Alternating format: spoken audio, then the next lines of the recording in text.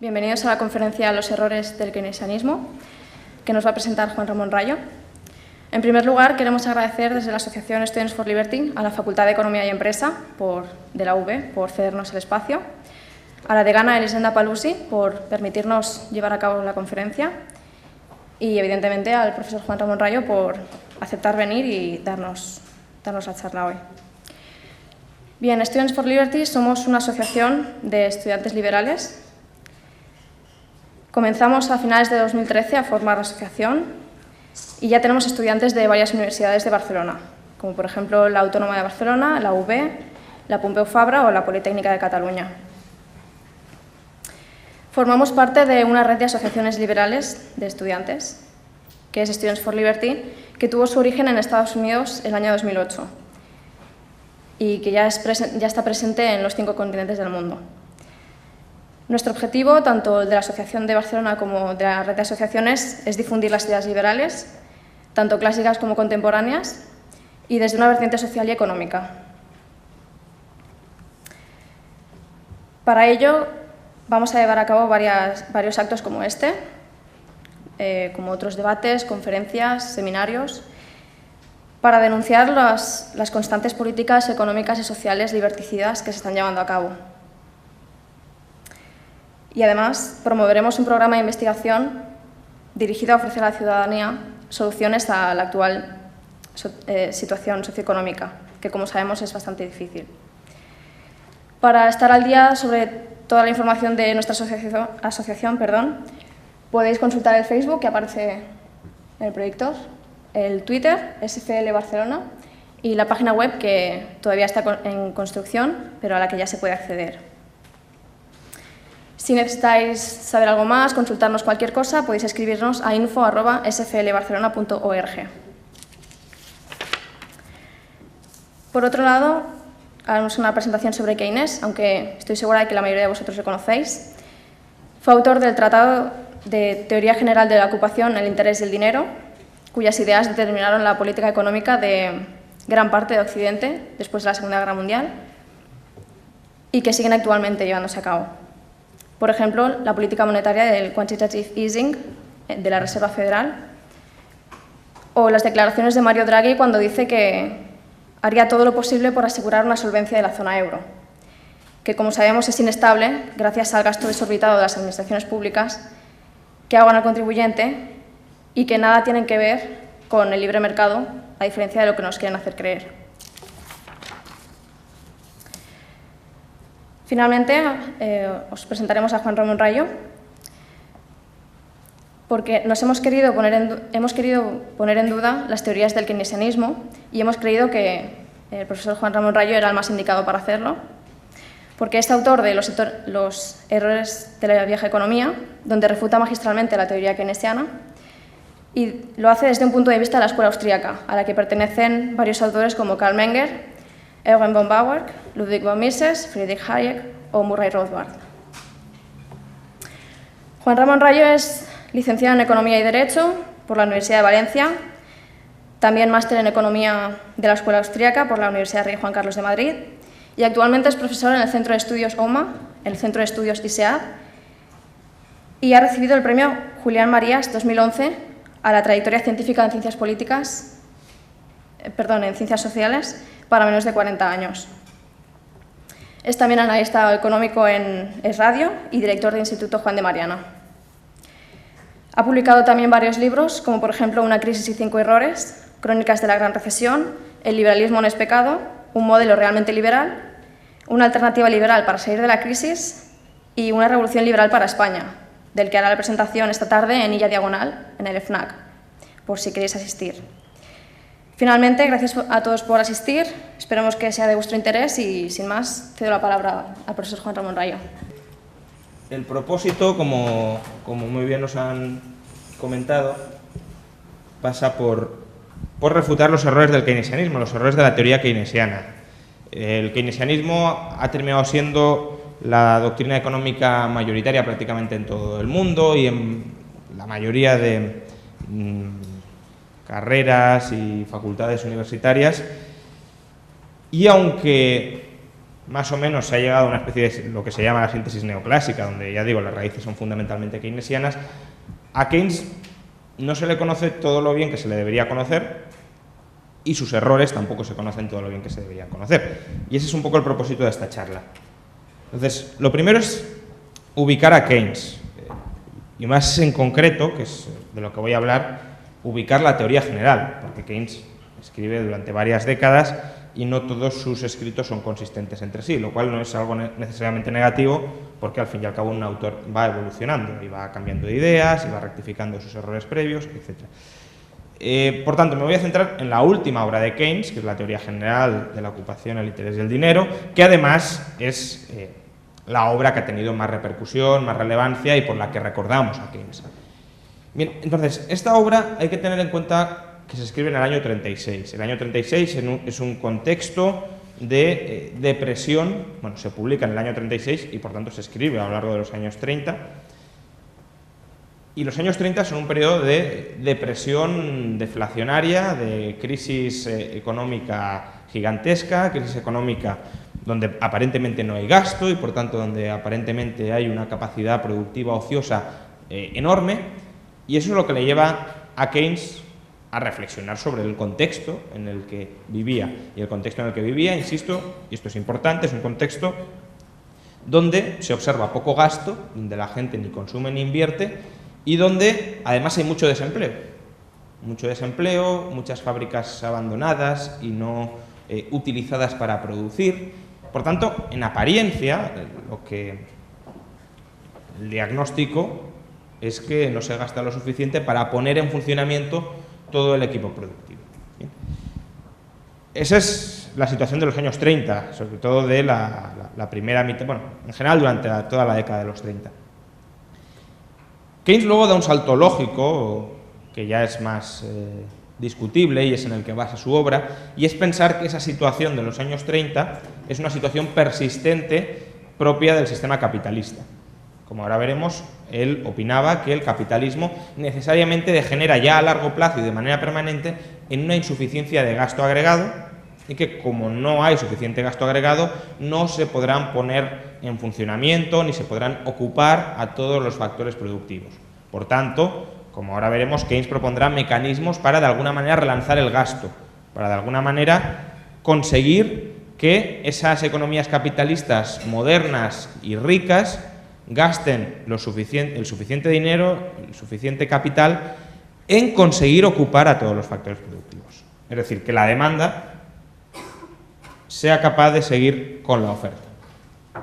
Bien, entonces, ese es el contexto temporal, si lo queréis, del pensamiento keynesiano, pero no es el contexto teórico. El contexto teórico o la base teórica de todo el pensamiento keynesiano, o al menos del pensamiento keynesiano expuesto en la teoría general, es una crítica y una presunta refutación de lo que hasta entonces se conocía como la ley de Say. La ley de Say, ahora veremos exactamente lo que dice, pero Keynes la interpreta de una manera que hace parecer a Say directamente tonto. Básicamente, lo que dice Keynes es: desde los tiempos de Say y de Ricardo, los economistas clásicos nos han enseñado que la oferta genera su propia demanda. Es decir, que todos los costes de producción terminan siendo gastados en comprar directamente o indirectamente el producto que han contribuido, los bienes que han contribuido a producir. Hoy la ley de Say, si se pregunta a cualquier economista medianamente formado incluso, ¿qué es la ley de Say? Directamente nos dirá que la ley de Say es que la oferta genera su propia demanda, o que la oferta crea su propia demanda. Y esto, claro, pues, parece un absurdo. Parece una tontería. ¿Cómo la oferta va a generar su propia demanda? ¿Qué pasa? ¿Que si yo me pongo a vender cualquier cosa, automáticamente me la compran? Aunque sea una producción disparatada, aunque sean viviendas en Seseña, aunque sea cualquier estupidez, me la va a comprar alguien.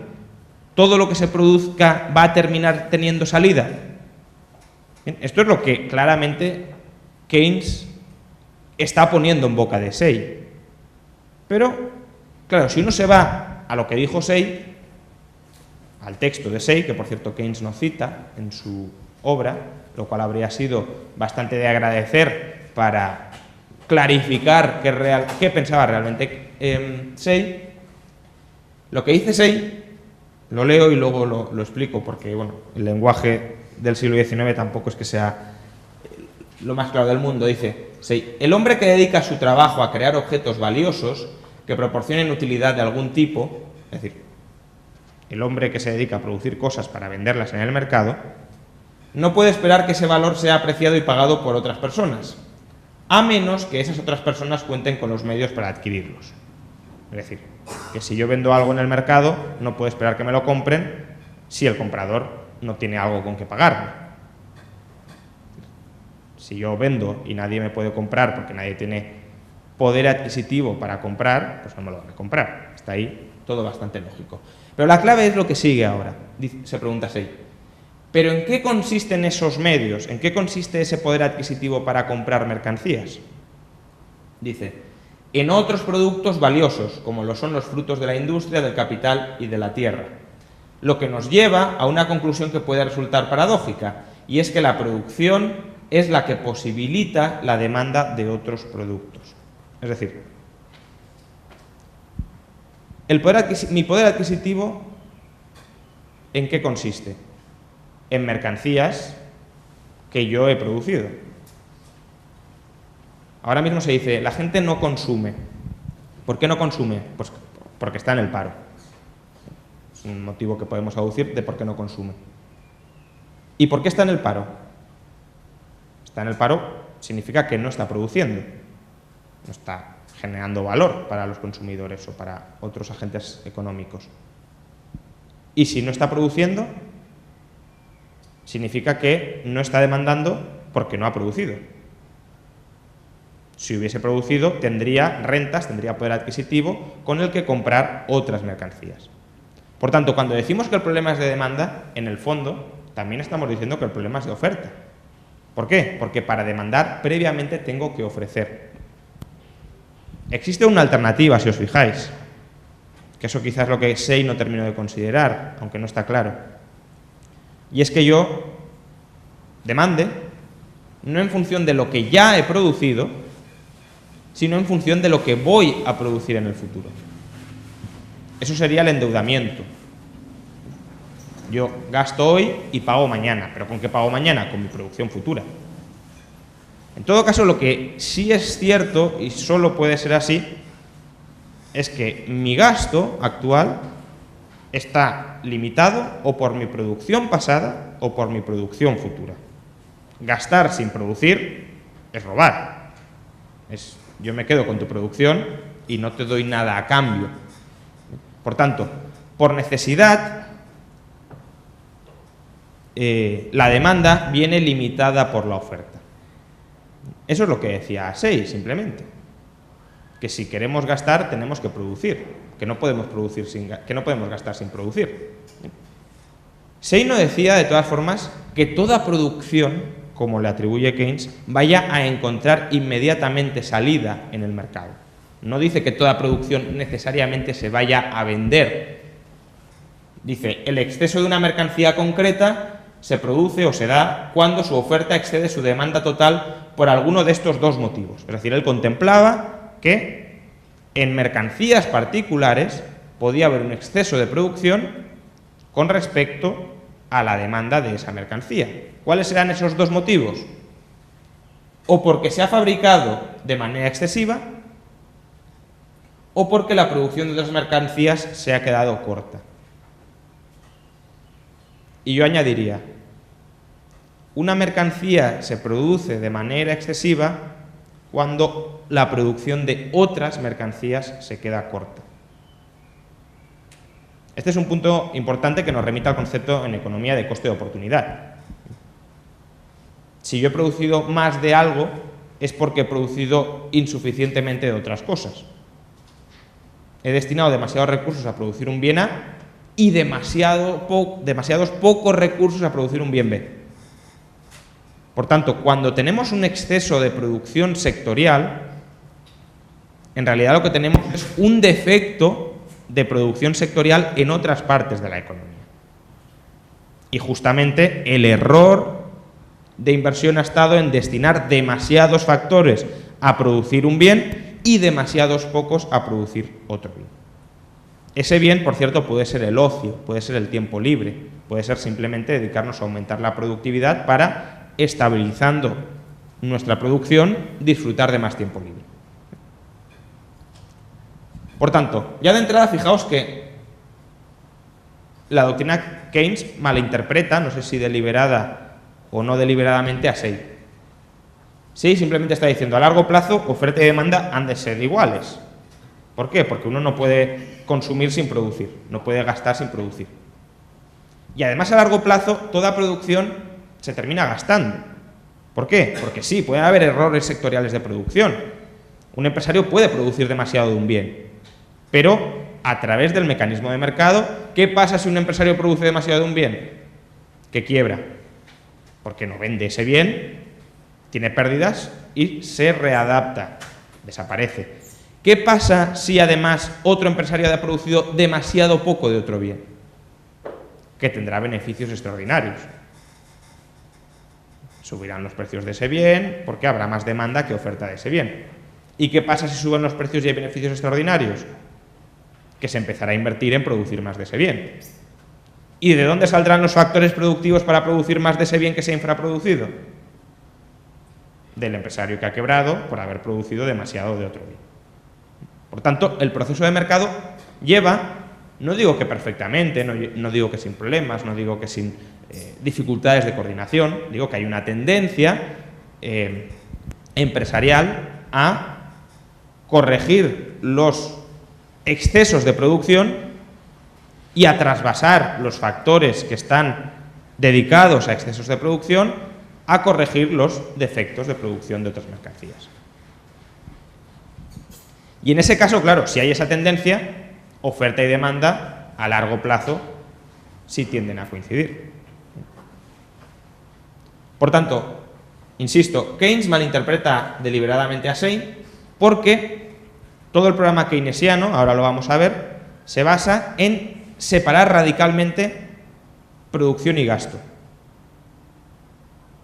Keynes parte de la base de que la producción está dada y de que la manera de ocupar a todos los factores productivos es maximizando el gasto dentro de esa producción dada. Si el gasto en esa producción dada es demasiado escaso, habrá factores que se quedarán desempleados. Si el gasto para una producción dada es muy alto, todos los factores podrán encontrar ocupación. Y si fuera muy, muy, muy alto, según Keynes habría inflación y habría que enfriar ese exceso de gasto, etc. Pero fijaos que la hipótesis de partida de que la producción está dada, de que la producción no se readapta, de que la producción no tiende a ajustarse a las necesidades de la demanda, es una hipótesis tramposa que ya desde el principio vicia todas las conclusiones keynesianas. Pero bueno, como tenemos que, obviamente, terminar de ver el pensamiento keynesiano, no voy a hacer una enmienda a la totalidad del pensamiento keynesiano por este vicio de partida, pero sed conscientes de que existe ese vicio de partida derivado de no haber querido entender a Say, de haber malinterpretado deliberadamente a Say. Bueno, deliberadamente no, eso ya es más difícil de juzgar, aunque hay razones para pensar que fue deliberadamente. Bien, entonces, para el desarrollo del marco teórico keynesiano, la clave es estudiar el gasto como algo absolutamente separado de la producción. El gasto es un elemento autónomo que se determina por ahí, no se sabe muy bien cómo, bueno, ahora vamos a ver cómo, pero que no está ligado a la producción. Bien, entonces, ¿cuáles son los dos componentes del gasto? Del gasto privado, al menos. Básicamente es consumo e inversión. Podemos gastar en consumir o podemos gastar en invertir. Y eso es lo que estudia Keynes. El consumo agregado, es decir, qué va a pasar con el consumo agregado y qué va a pasar con la inversión agregada, o qué es previsible que pase. Tened en cuenta que, claro, ¿su propósito cuál es? Su propósito es mostrar que el gasto agregado será insuficiente para dar ocupación a todos los factores productivos. Por tanto, si quiere demostrar que el gasto agregado va a ser insuficiente para dar ocupación a todos los factores productivos, tendrá que explicar por qué o bien el consumo agregado o bien la inversión agregada o ambos van a ser demasiado bajos con respecto al nivel que garantiza la ocupación total. Bien. Empecemos por el consumo agregado. Según Keynes, el consumo, entre consumo e inversión, consumo es el elemento más estable de la economía. Él elabora lo que llama la ley psicológica fundamental, que básicamente lo que viene a decir es que cuando aumenta la renta, el consumo también aumenta, pero en una proporción ligeramente inferior. Es lo que se llama propensión marginal a consumir decreciente. Es decir, que si ingresamos 100 más, si nuestra renta aumenta en 100, nuestro consumo aumenta en 90. Y si ingresamos 100 más, nuestro consumo aumenta en 89. Y si ingresamos 100 más, en 88. Pueden ser distintos ritmos, pero la idea es esta. Es decir, que conforme vamos aumentando nuestra renta, cuanto más ricos nos volvemos, vamos consumiendo un porcentaje marginalmente decreciente de esa renta. En contrapartida, y eso es lo que considera que puede ser un elemento estabilizador, cuanto más nos empobrecemos, dice Keynes, consumimos un porcentaje relativamente mayor de nuestra renta.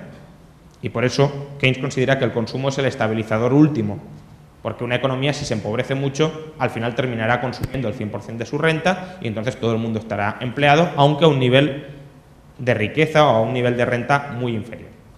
¿Bien? Entonces, tened en cuenta que Keynes, insisto, considera que el consumo agregado es el elemento más estable. El gran problema, como luego veremos, para Keynes no es el consumo, o no es directamente el consumo, sino que es la inversión. La inversión es lo que considera que es más fluctuante, más caótico, más imprevisible, etc. Por eso, cuando muchos dicen que Keynes es subconsumista, es decir, que Keynes considera que el problema básico es que no se consume lo suficiente, etc., eso es una mala interpretación de Keynes. Keynes es verdad que tiene cierta relación con el movimiento subconsumista, con la idea de que las sociedades entran en crisis porque no se consume lo suficiente, pero Keynes no es subconsumista. Keynes cree que las sociedades entran en crisis porque no se invierte lo suficiente, no porque no se consume lo suficiente. Pero, fijaos, si vamos consumiendo un porcentaje cada vez más pequeño de nuestra renta, eso es lo que dice Keynes, conforme aumenta la renta vamos consumiendo un porcentaje cada vez más pequeño, ¿qué tendrá que pasar con la inversión para que el gasto total no se reduzca? Imaginad, consumimos el 90% de la renta. Cuando aumenta la renta, consumimos el 89% de la nueva renta incrementada. Cuando vuelve a aumentar, consumimos el 88%. Por tanto, para que el gasto total no se reduzca, ¿qué tiene que pasar con la inversión?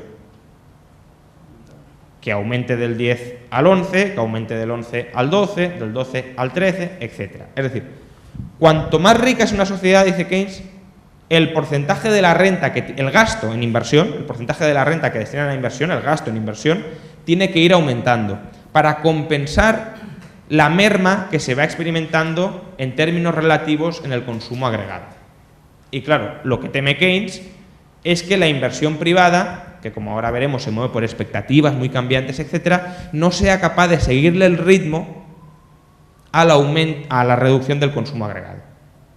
Y claro, si el consumo se reduce relativamente y la inversión no aumenta, ese nivel de renta no será sostenible, porque será un nivel de renta que no tendrá gasto detrás que lo respalde. Pero antes de salir o abandonar el estudio del consumo agregado, sí quiero hacer una reflexión adicional sobre otra idea keynesiana que sobrevuela su teoría del consumo y que es básica y que además se ha extendido mucho, que es la idea del multiplicador, que además es una idea también bastante engañosa. Keynes lo que intenta demostrar en materia de consumo es que una sociedad puede aumentar su inversión sin necesidad de aumentar su ahorro. Por lógica, si vosotros queréis invertir más, ¿qué tenéis que hacer? Ahorrar más. No conozco, en agregado, no conozco ninguna manera en que una sociedad invierta más si no ahorra más. Yo puedo invertir más como reduciendo mi consumo, tengo un mayor porcentaje de renta en forma de ahorro y ese mayor porcentaje de renta lo puedo invertir en comprar acciones, en montar una empresa, etc. Otra posibilidad, ¿cuál es? Que si hay otra persona que ahorra y esa persona no quiere invertir, pero yo sí, yo le puedo pedir prestado ese ahorro para invertirlo yo. Pero en todo caso, alguien tiene que ahorrar.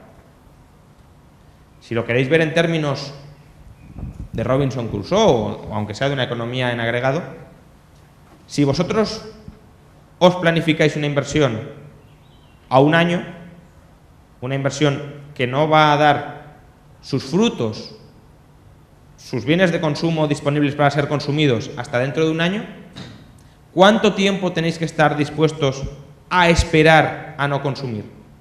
Esperar a no consumir es ahorrar, es diferir, es retrasar, posponer mi consumo. Pues evidentemente un año. Es decir, si hasta dentro de un año no voy a tener los bienes de consumo, tengo que estar dispuesto a esperar un año. Si estoy dispuesto a esperar un mes como máximo, no puedo emprender inversiones de un año. Bien. Pero Keynes intenta demostrar que una sociedad puede invertir sin ahorrar, porque si empezamos invirtiendo, dice Keynes, nuestra renta se multiplicará y al multiplicarse un porcentaje de esa renta será ahorrado y ese porcentaje de esa nueva renta servirá para financiar el aumento de la inversión. Bien, es como decir, si invertimos vamos a generar de la nada una gran cantidad de riqueza y ahorrando una parte de esa cantidad de riqueza generada ex novo, generada de la nada, conseguiremos financiar la inversión inicial. Y esto es lo que intenta probar con el multiplicador. Lo que pasa es que el multiplicador, ahora vais a ver que es algo bastante tramposo. Imaginad que la propensión marginal a consumir es del 90% de la renta marginal. Es decir, que si aumenta la renta en 1000, yo consumo 900. ¿Bien? Entonces, por definición, la renta, el incremento de renta, es 10 veces superior a la inversión. Si yo digo, la renta o se consume o se invierte. Si consumo el 90%, estoy diciendo que invierto el 10%. Por tanto, si invierto el 10%, ¿cuánto invierto? 100. ¿Cuál es la renta? 1000. Por tanto, por definición, la renta es 10 veces la inversión. Si estoy asumiendo, insisto, una propensión marginal a consumir del 90%. Bien, pues Keynes le da la vuelta a esto, porque esto no tiene ningún misterio. Es una relación funcional básica. Si mi renta aumenta en 1000 y consumo el 90%, por definición, mi renta es 10 veces superior a la inversión. Keynes le da la vuelta a esto y dice, si aumentamos la inversión en 100, la renta se multiplica por 10. Y esto ya es, de inicio es un salto lógico. Porque lo que habíamos dicho simplemente es que si yo si yo gasto el 90%, es decir, invierto el 10%, por definición, estoy invirtiendo 10 veces menos de mi renta. Es decir, mi renta es 10 veces superior a la inversión. Pero de ahí a decir que si yo invierto 100, automáticamente la renta se multiplica por 10, ya hay un salto lógico muy grande. Y eso es el multiplicador keynesiano. La inversa de la propensión marginal a consumir es el multiplicador. De 1 menos la propensión marginal a consumir. ¿Bien? Entonces, claro, ¿qué dice Keynes?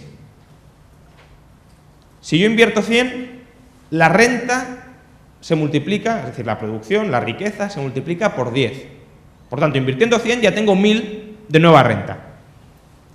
Y como mi propensión marginal a consumir es el 90, ¿cuál es mi renta no consumida? El 10. ¿Y mi renta no consumida a qué equivale? Al ahorro. Por tanto, claro, invirtiendo 100, genero 1000 de renta, de la cual he dicho que consumo el 90 y me quedan 100. Y esas 100 permite financiar las 100 de inversión inicial. Ese es el razonamiento keynesiano, que es un razonamiento que, como podéis ver, matemáticamente puede quedar muy elegante, pero a la hora de la verdad es bastante tramposo. Bien, primero, por varios motivos.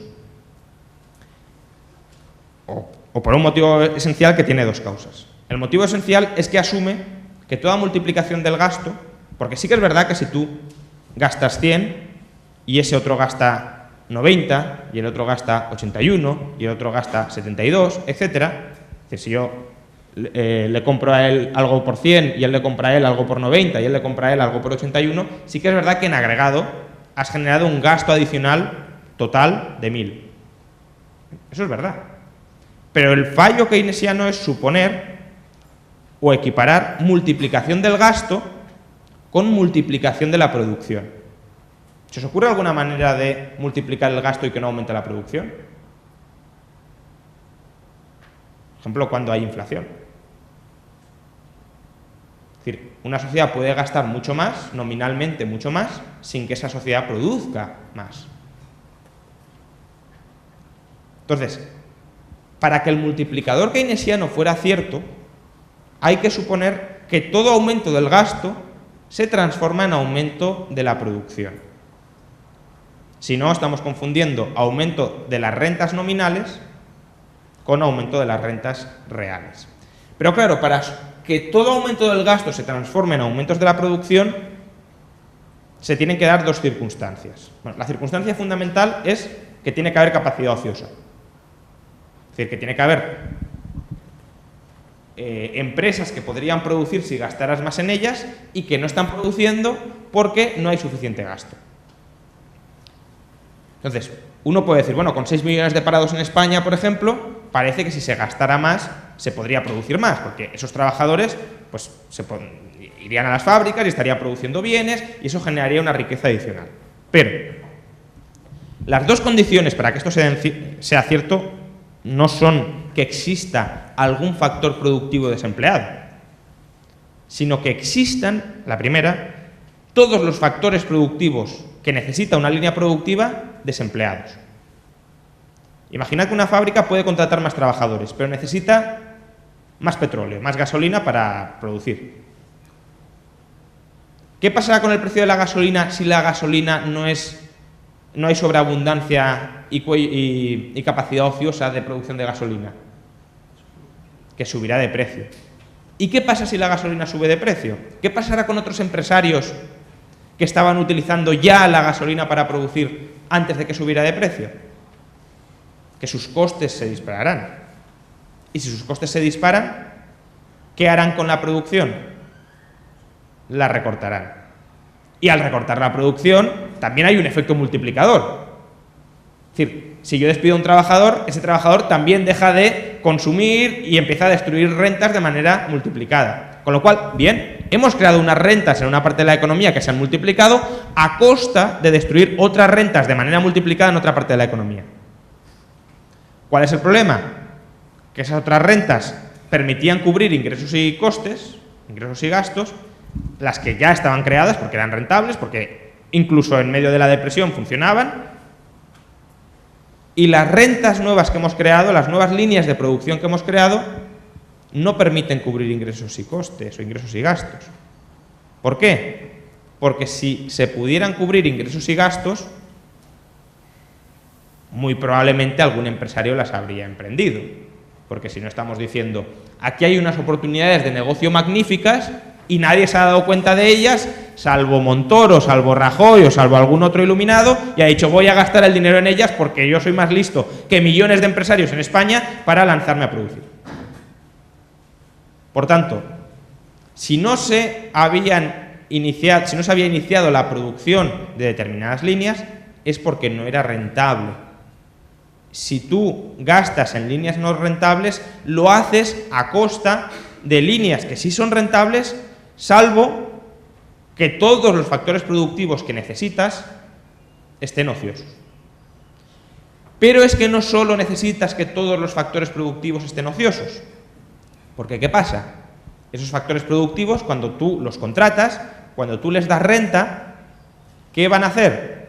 van a gastar parte de esa renta.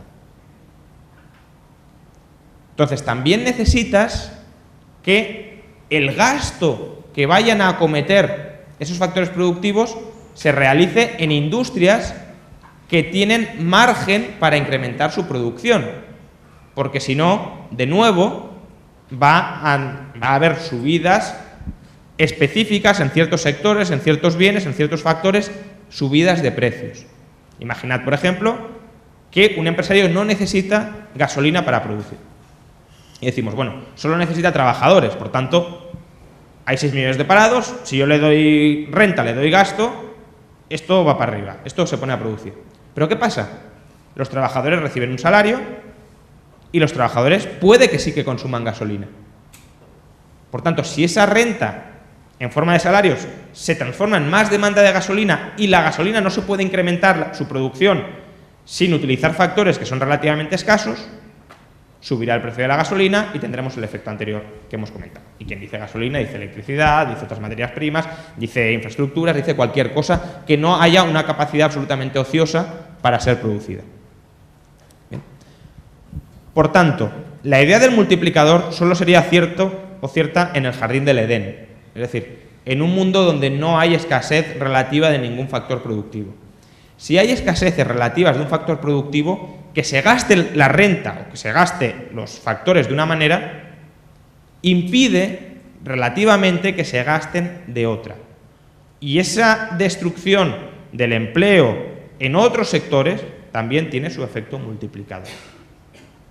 Vamos, que en última instancia el multiplicador es, no quiero que utilices los factores de este modo, de esta manera, utilízalos de esta otra. Pero ¿por qué hemos de suponer que la planificación política del uso de los factores productivos es mejor que el resultado de la competencia empresarial en cómo usar esos factores productivos para maximizar valor para el consumidor? Y si no lo es, estaremos dando un uso subóptimo, un uso ineficiente, un uso inadecuado a los factores productivos que siguen siendo relativamente escasos. No todos, porque puede haber algunos que estén sobreabundantes, pero como no se usan en aislado, como no se usan de manera individual frente a todos los demás, utilizar unos factores productivos implica volver otros que sí son escasos, todavía más escasos y todavía más caros. Bien, eso con respecto, bueno, o por terminar de verlo. ¿Y por qué entonces sigue siendo fundamental que haya ahorro para financiar inversión? ¿Qué es el ahorro? Yo soy un empresario y digo, yo voy a renunciar a gastar durante un año. Por ejemplo, voy a renunciar a consumir gasolina durante un año. ¿Para qué? Para que tú puedas demandar gasolina sin elevar el precio de la gasolina y sin volver otras explotaciones empresariales no rentables por el incremento del precio de la gasolina. Por tanto, sigue siendo indispensable que se ahorre para poder invertir. Pero como digo, la clave del pensamiento, del marco keynesiano, no es tanto la visión que tiene sobre el consumo, sino sobre todo la visión que tiene sobre la inversión. La inversión es la auténtica piedra de toque del capitalismo para Keynes. Entonces, Keynes ve dos problemas a la inversión agregada. Lo que dice Keynes es, un empresario invierte cuando la rentabilidad de esa inversión es, o la rentabilidad que espera de esa inversión es superior al coste financiero, que él equipara con el tipo de interés del dinero, al coste financiero de esa inversión. Si yo puedo sacar un 6% y me cuesta un 4%, sacar ese 6, pues invierto. Si yo puedo sacar un 3 y me cuesta un 4, invertir, no invierto. Bien, eso es básicamente lo que dice Keynes. Entonces, ¿por qué cree Keynes que no hay un ajuste fluido, un ajuste coordinador entre el coste de la inversión y la rentabilidad de la inversión? Pues por dos defectos, por dos vicios, por dos taras que atribuye tanto a la rentabilidad de la inversión como al coste financiero de las inversiones. En cuanto a la rentabilidad de la inversión, lo que él llama la eficiencia marginal del capital. Él cree que a largo plazo la eficiencia marginal del capital es decreciente, que va cayendo. Y a corto plazo cree que es muy volátil, que fluctúa mucho. Ahora vamos a verlo. Y luego, sobre el dinero, sobre el tipo de interés del dinero, sobre el coste financiero del dinero, cree que es muy rígido a la baja.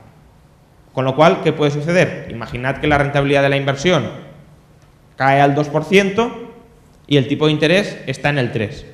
Lo ideal sería que el tipo de interés del dinero cayera al 1% para que se siguiera invirtiendo, dice Keynes. Pero como es muy rígido a la baja y no puede bajar, por ejemplo, del 3%, pues cuando la rentabilidad caiga al 2%, no se invertirá. Y si no se invierte, recordad que para Keynes la inversión tiene que ser creciente con la renta. ¿Por qué? Porque el consumo será decreciente, el porcentaje de renta consumida será decreciente. Por tanto, si no conseguimos que aumente mucho la inversión conforme nos enriquecemos, habrá desempleo generalizado de recursos. Bien, primero, la rentabilidad de las inversiones a largo plazo no es decreciente. Keynes considera que es decreciente porque aplica la ley de rendimientos decrecientes sobre las inversiones, sobre el capital. Él básicamente dice, al principio se explotan las inversiones más rentables y luego van quedando las que son menos rentables. Y al final, claro, te quedan pues, inversiones muy poco rentables del 1 o del 0%. ¿Bien? Esa es su tesis. Por tanto, fijaos, a mayor acumulación de capital, más rica es la sociedad.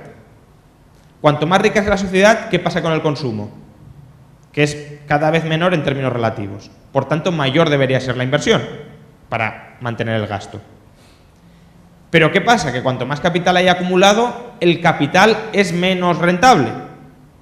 Con lo cual, cuando es más necesario que aumente el gasto en inversión, menos rentable o menos atractivo es que aumente el gasto en inversión.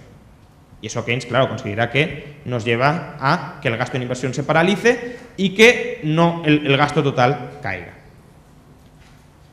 Bueno, primero, la rentabilidad de las inversiones a largo plazo no depende de la ley de rendimientos decrecientes, depende de la preferencia temporal. Lo que os tenéis que plantear todos es, si yo os ofrezco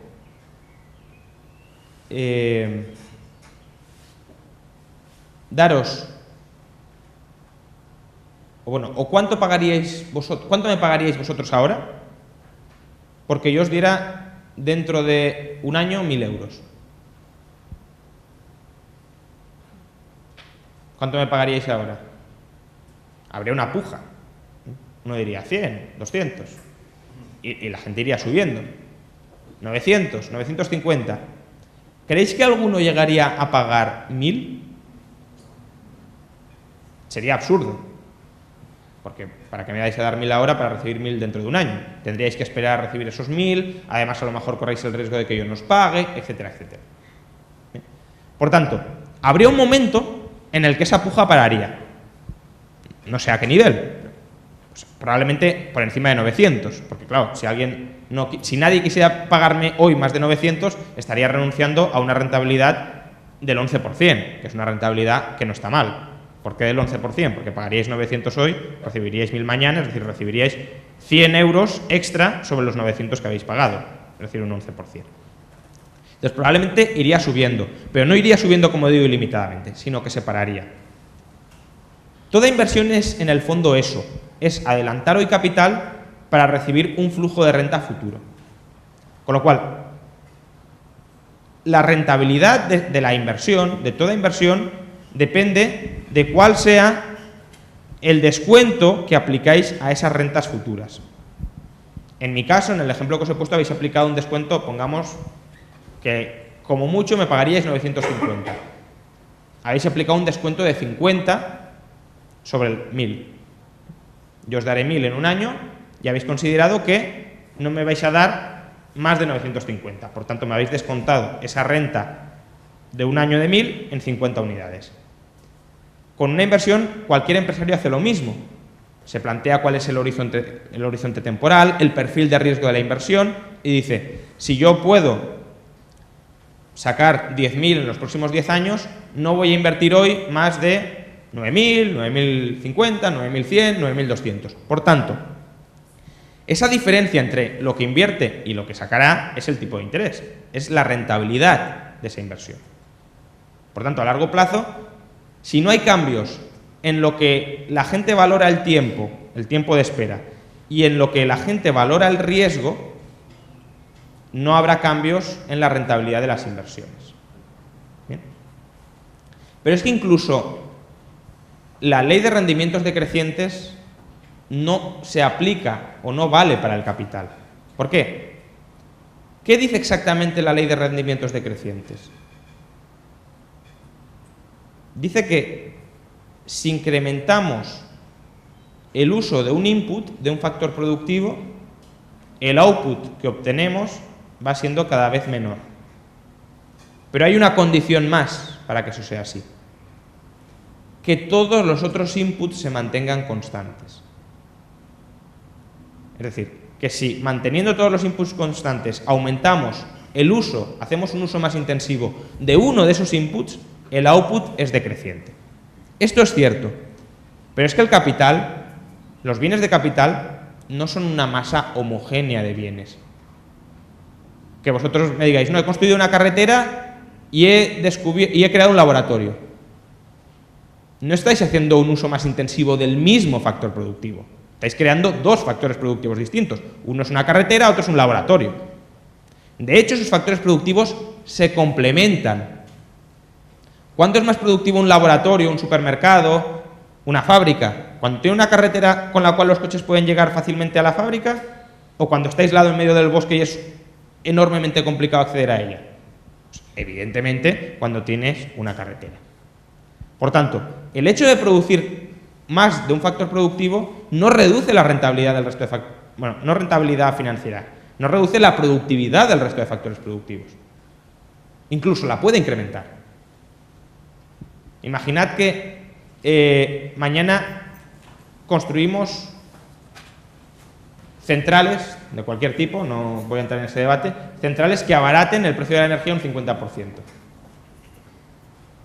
¿Creéis que nos volveríamos más productivos o menos productivos? Evidentemente mucho más productivos. ¿Bien? Por tanto, el hecho de construir más centrales que permitan producir bienes más baratos y más asequibles no reduce la productividad del resto de factores productivos, sino que la incrementa. ¿Bien? Por tanto, en materia de inversión, la ley de rendimientos decrecientes no opera, porque se basa en el error subyacente de considerar que todo bien de capital es igual y es sustitutivo de otro bien de capital, y eso no es así. De hecho, históricamente, esto es un gráfico sacado del libro que ahora mismo está de moda, de Thomas Piketty, un economista francés, que se llama Capital en el siglo XXI, y Thomas Piketty, este libro no es nada sospechoso. Krugman, keynesiano, de pro, dice que es el mejor libro de toda la década. Por tanto, yo no estoy de acuerdo, pero sí que es un libro muy valioso, pero los datos que presenta, él hace un estudio histórico y una recopilación histórica de datos, y sí son útiles. Y en este sentido nos sirven para lo que quiero que veáis. ¿Cuál ha sido la rentabilidad del capital en los últimos 2 siglos y medio? Es la línea negra. Pues ha estado básicamente anclada en el 4%. Eso en Inglaterra. Y si os vais a Francia, pues ha oscilado un poquito más, pero también es relativamente estable, entre el 4 y el 6%. Según Keynes, como desde finales del 18, principios del 19, ha habido una acumulación de capital brutal en todo Occidente, ¿qué deberíamos haber visto? Una rentabilidad del capital hundiéndose a marchas forzadas. Y, extrañamente, se mantiene constante cuando había mucho capital o cuando había poco capital. ¿Por qué? Porque, insisto, la rentabilidad no depende de la ley de rendimientos decrecientes, depende de la preferencia temporal y de la aversión al riesgo de los agentes económicos. Pero es que además la ley de rendimientos decrecientes no opera para los bienes de capital, porque los bienes de capital no son el mismo factor productivo, son factores productivos muy distintos todos entre sí.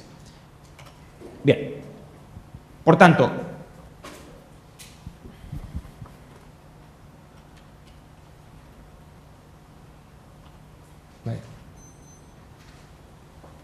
me falta aquí una transparencia. Bueno, a largo plazo Keynes decía que la rentabilidad del capital era decreciente. Falso.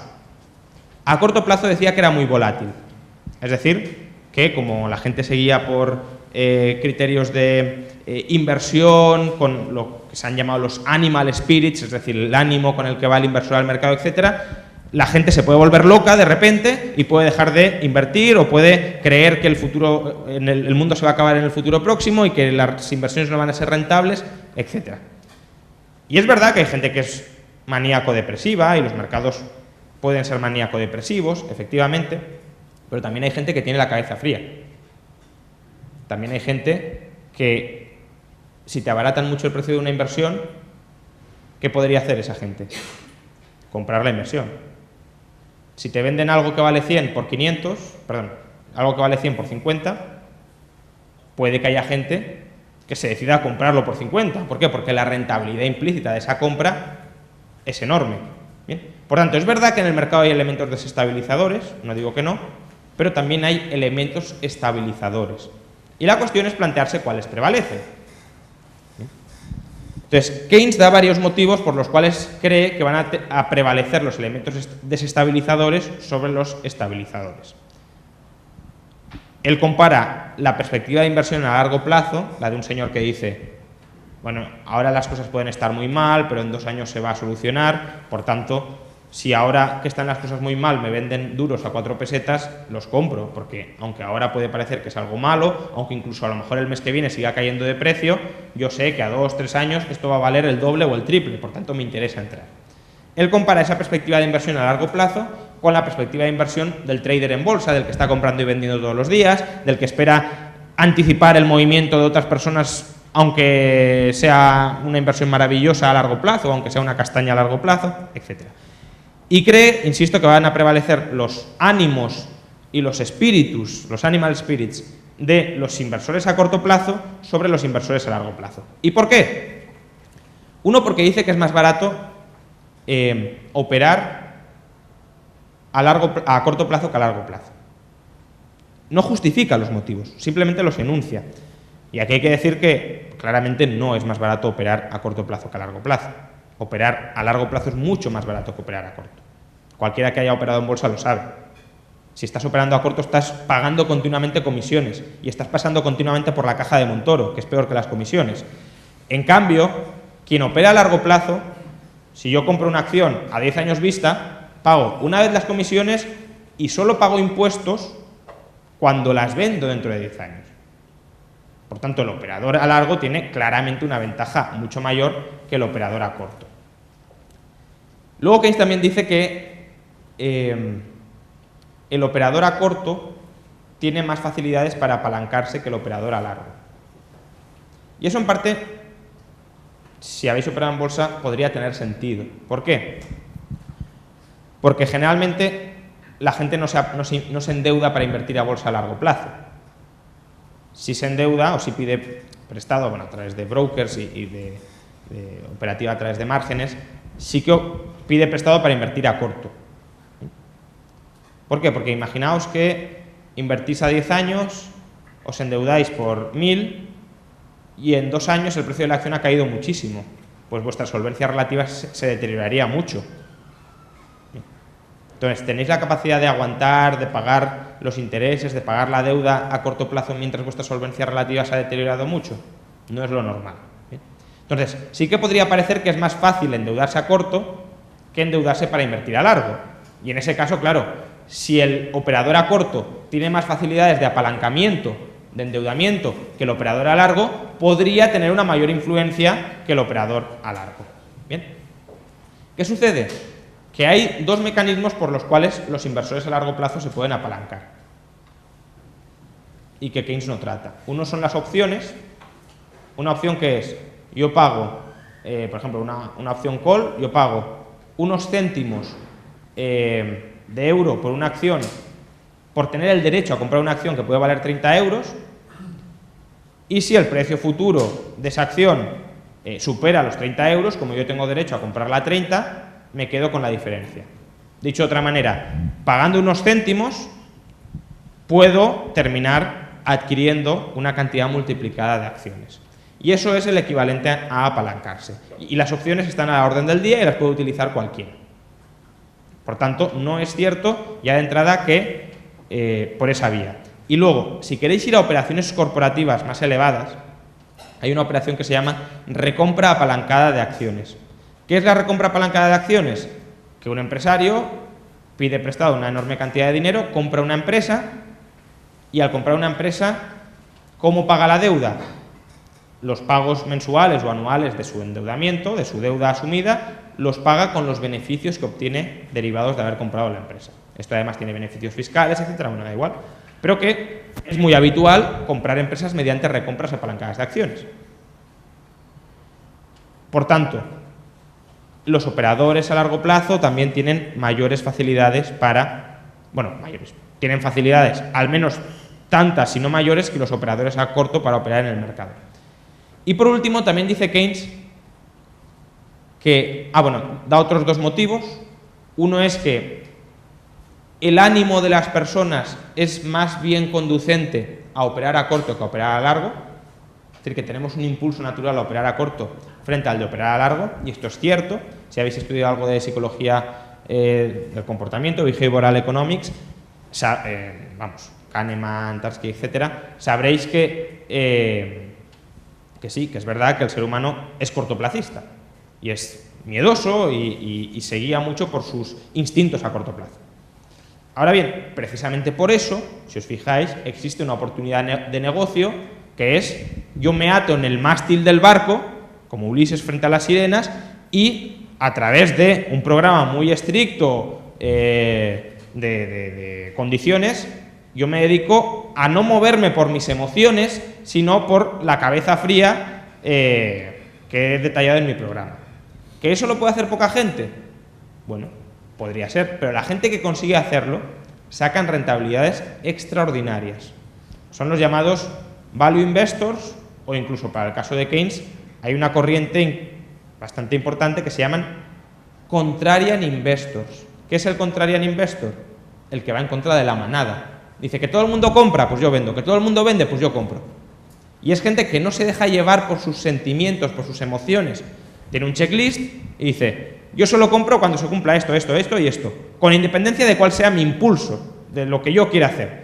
Me ato las manos porque sé que, llegado el momento, me dejaré llevar por mis emociones. Por tanto, ya de antemano me ato las manos, me restringo. ¿Bien? Insisto, que igual esto no lo puede hacer mucha gente, pero es que la gente que lo puede hacer es la que va acumulando cada vez más capital y, por tanto, la que juega un papel más importante en el mercado y, por tanto, la que determina la rentabilidad de las inversiones. ¿Quién es el inversor por excelencia que ha hecho esto? Warren Buffett, que es uno de los hombres más ricos del mundo. ¿Quiénes son en España los inversores que llevan haciendo esto desde hace más de 20 años? Un fondo de gestión que se llama Bestinver. Y Bestinver hoy maneja más de 7.000 millones de euros en España y es el fondo de inversión que ha sacado mayor rentabilidad, tiene una rentabilidad media del 14-15% anual, desde hace más de 20 años. Claro, si la gente que se deja llevar por sus emociones pierde y la gente que se ata las manos gana, cada vez más inversiones estarán siendo concentradas en aquellos que consigan manejar sus inversiones. Por tanto, de nuevo, ¿por qué hay que suponer que los impulsivos jugarán un papel mayor que los que tienen la cabeza fría a la hora de determinar la rentabilidad de las inversiones, a la hora de comprar o no comprar, de invertir o no invertir en el mercado bursátil? No hay ninguna razón para suponerlo. Y ya el último motivo, que yo creo que es el más absurdo, dice Keynes que tienen más prestigio social aquellas personas que operan a corto que quienes operan a largo plazo. ¿Vosotros creéis que el especulador cortoplacista tiene muy buena prensa hoy en día? Creo que es todo lo contrario. En cambio, Warren Buffett o gente que invierte a muy largo plazo, que es bastante austera, que no hace no quiere aparentar signos de riqueza, que además no es un tiburón de Wall Street ni mucho menos, esa gente tiene mucha mayor prensa. Y de hecho, los grandes inversores que terminan quedando en nuestra memoria son este tipo de gente: Warren Buffett, Benjamin Graham, Seth Klarman, Bruce Berkowitz, es decir, gente que se dedica a comprar y a invertir a largo plazo, no que está haciendo trading todo el día. No conozco gente que esté haciendo trading todo el día y que sea multimillonaria. Puede ser que esté haciendo trading todo el día y tenga un buen nivel de vida, por supuesto, incluso que sea clase media alta o incluso que tenga millones de euros, pero multimillonaria no. ¿Por qué? Porque así no se enriquecen. Así es un trabajo muy bien remunerado, si lo haces muy bien, pero no vas a acumular enormes porciones de capital. Y al final lo que genera ese prestigio es: yo pues he sido capaz de acertar, he sido capaz de navegar contracorriente en momentos complicados y así me he labrado el prestigio. Por tanto, no hay ninguna razón para suponer que los inversores desestabilizadores prevalecerán sobre los inversores estabilizadores. Puede ser que prevalezcan, yo no digo que no, pero fijaos que cuanto más desestabilicen, más oportunidades de negocio están generando para que entren los estabilizadores. Por tanto, ¿por qué hay que suponer que los desestabilizadores jugaron un papel muy predominante durante mucho tiempo? Bueno, eso con respecto a la rentabilidad de las inversiones. No es decreciente a largo plazo y no es necesariamente desestabilizadora a corto plazo. ¿Qué pasa con el tipo de interés del dinero? Recordad, ¿por qué la gente no invierte según Keynes? Porque la rentabilidad de las inversiones cae por debajo del tipo de interés del dinero. La rentabilidad de las inversiones cae a largo plazo o se hunde a corto plazo por expectativas. El tipo de interés del dinero se mantiene muy alto, demasiado alto, a largo plazo. ¿Por qué cree Keynes que se mantiene demasiado alto a largo plazo? Keynes cree que por atesorar dinero tú recibes como una especie de rentabilidad que no es explícita. Es decir, no te ingresan un cheque mes a mes. Pero sí tienes una ventaja, y es que recibes liquidez, estás líquido. Si tienes dinero, digamos que puedes aprovechar oportunidades de inversión que surjan, o puedes gastar cuando tú quieras, sin necesidad de tener que malvender parte de tus inversiones, etc. Es decir, que estar en líquido es una ventaja para el inversor. Y eso tiene una valoración. Entonces, lo que dice Keynes es: si mucha gente quiere estar en líquido, la demanda de dinero será muy alta. Y si la demanda de dinero es muy alta, para que a ti te induzcan a prestar ese dinero, ¿qué te tendrán que ofrecer? Tipos de interés muy altos. Por tanto, si yo valoro mucho tener dinero en la caja fuerte, para que me lleguen a convencer de que preste ese dinero, me tendrán que pagar tipos de interés muy altos. Pero claro, si me tienen que pagar tipos de interés muy altos y la rentabilidad de la inversión es muy baja, ¿qué pasará? Que no se invertirá. Bien, y si no se invierte, cae el gasto, y si cae el gasto, desempleo masivo. Bien, bueno, él dice que los motivos por los que la gente puede querer liquidez son tres. Él llama transacción, para hacer compras y ventas, es decir, si queréis comprar algo necesitáis tener el dinero previamente. Precaución, si tenéis miedo frente al futuro, probablemente atesoraréis dinero, no os podréis invertir en bolsa. Quien crea que mañana se acaba el mundo, no creo que se ponga a comprar acciones bursátiles, ni a prestar el dinero a gente que puede haber desaparecido mañana, o que puede haber quebrado, etc. Y luego, por motivo de especulación. ¿Bien? Si preveo que los precios van a bajar, yo atesoro dinero y recompro una vez los precios de los activos financieros hayan bajado. Eso es lo que dice Keynes. Además, asume que el dinero no se puede producir, porque ¿qué pasa? Si la gente demanda mucho dinero, es decir, si la gente atesora mucho dinero, ¿qué pasa con el precio del dinero? Que sube, es decir, los precios de las cosas bajan. Si sube el precio del dinero, es más rentable producir dinero. Y si es más rentable producir dinero, ¿a qué se terminarían dedicando los factores productivos? A producir dinero. Pero él dice, el dinero no se puede producir, y como no se puede producir, no opera el mecanismo de mercado que opera en otras cosas. Si sube el precio de la ropa, los trabajadores o los factores productivos en general, ¿a qué se dedican? A producir más ropa. Si sube el precio del dinero, los factores productivos dicen no se pueden dedicar a producir más dinero. Por tanto, es como si se quedaran en una situación de impasse, en una situación de no poder hacer nada hasta que la gente quiera dejar de demandar dinero. Y además también asume que no hay alternativas a utilizar el dinero para comprar cosas, para protegerte de la incertidumbre o para especular. Es decir, que si tú quieres comprar cosas, te quieres proteger frente a la incertidumbre o quieres especular, solo tienes la opción de demandar y atesorar dinero. No hay ningún otro bien ni ningún otro servicio que te permita lograr el mismo resultado sin pasar por el dinero. Bien, bueno. rápidamente, esta tesis de Keynes sobre cómo se comportan los tipos de interés del dinero es falsa. Primero, es verdad que si atesoráis dinero, a corto plazo pueden subir los tipos de interés. Por ejemplo, si yo os estaba prestando dinero y de repente ese dinero os lo dejo de prestar, ¿qué pasará con la oferta de préstamos en dinero? Que se reducirá. Si yo os dejo de prestar dinero, la oferta de dinero se reduce. ¿Qué pasa si se reduce la oferta de dinero? Que sube el tipo de interés del dinero. O sea, que hasta ahí parece que sí. Pero ¿qué sucede si yo atesoro dinero? ¿Qué pasará con los precios?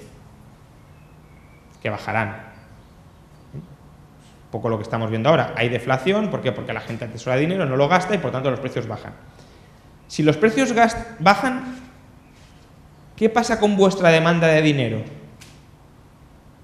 El dinero que pedís prestado. ¿Pediréis prestado más dinero o menos dinero?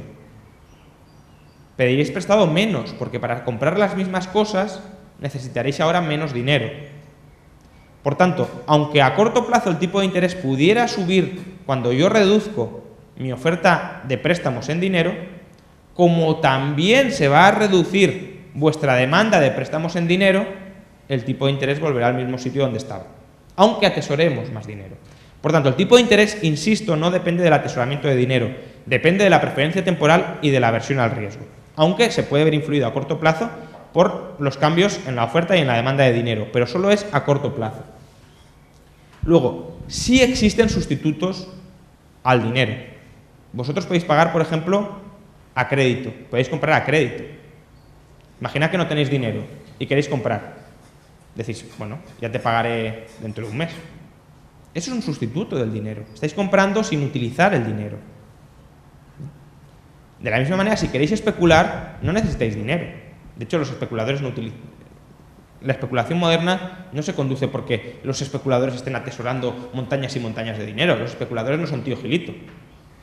Utilizan derivados financieros, utilizan opciones financieras, etcétera, pero no atesoran dinero. Tú puedes apostar a que el mercado bursátil va a caer sin necesidad de apilar y apilar dinero. Es que nadie hace eso hoy. Por tanto, tampoco existe una demanda de dinero para especular. Si tú crees que el mercado va a caer, pues especulas por otras vías, ¿de acuerdo? Pero sin atesorar dinero. Por tanto, de nuevo, tampoco hay demanda por esto. Como mucho, hay una demanda de dinero ¿para qué? Si tú ves que el futuro está muy, muy, muy negro, atesoras dinero. No te pones a invertir a largo plazo, porque claro, dices, aquí va a haber una guerra. ¿Qué sentido tiene que me ponga a invertir a largo plazo si me van a destruir todas mis inversiones? O si la gente no me va a poder comprar, no voy a poder obtener beneficios. Bien. ¿Qué pasa? Keynes asume que o es blanco o es negro. Que si yo no invierto 30 años, porque creo que a 30 años pues puede haber un cataclismo social o porque va a haber más crisis económicas o lo que sea, si yo no invierto a 30 años, necesariamente tengo que estar atesorando dinero. Pero ¿por qué no puedo invertir, por ejemplo, a un año o a 6 meses? ¿Por qué no puedo dar préstamos a corto plazo, por ejemplo? Porque si tú tienes miedo sobre el largo plazo, con que inviertas a corto, problema solucionado. ¿Y qué pasa si inviertes a corto? Pues que los factores productivos, en lugar de estar en inversiones a largo plazo, se trasladan a inversiones a corto plazo. Y ya está. Pero no hay desempleo de factores productivos por eso. Hay un cambio en el perfil de inversión, que además es un cambio lógico. Imagina que toda la sociedad tuviera miedo de que en 10 años, pues eso, hay una guerra o lo que sea. ¿Tendría sentido que esa sociedad estuviese financiando inversiones a 20 años? No.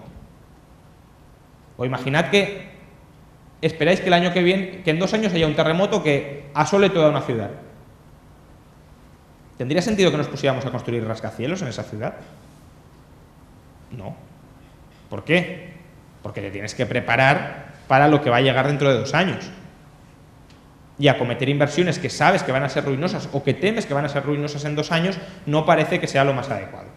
Ahora, sí podrías invertir a 1 año, sí podrías invertir a 1 año y medio, pero no a más de 2 años. ¿Bien? Por tanto, si tú tienes incertidumbre sobre el futuro, lo lógico es que cambies tu perfil de inversión a un perfil más conservador.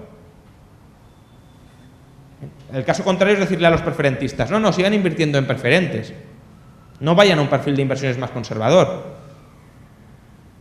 Si usted tiene miedo de que no le van a pagar, pues mala suerte, que no le paguen. Lo lógico es que al preferentista o el preferentista esté financiando inversiones de tipo conservador, no inversiones ultra especulativas. Bien. Por tanto, si el perfil o el deseo de inversiones del inversor cambia, es lógico que las inversiones cambien. Esto no es ninguna novedad. Y además hay otro elemento por el cual el atesoramiento sí es muy importante y sí es muy útil. Imaginad que creéis que hay una burbuja de activos en toda la economía. Imaginad que pensáis que todas las inversiones son malas inversiones. ¿Qué haríais con vuestro dinero? ¿Sería bueno que os obligaran a invertir en alguna de esas inversiones infladas, en alguna de esas burbujas? No. Lo lógico sería, hasta que esto no pinche, hasta que eso no se corrija, hasta que esto no se subsane, yo no invierto en nada. Bueno, pues eso es para lo que sirve el atesoramiento. No te presto hasta que tú no corrijas esto. No te compro tu mercancía hasta que no me ofrezcas algo que yo quiero.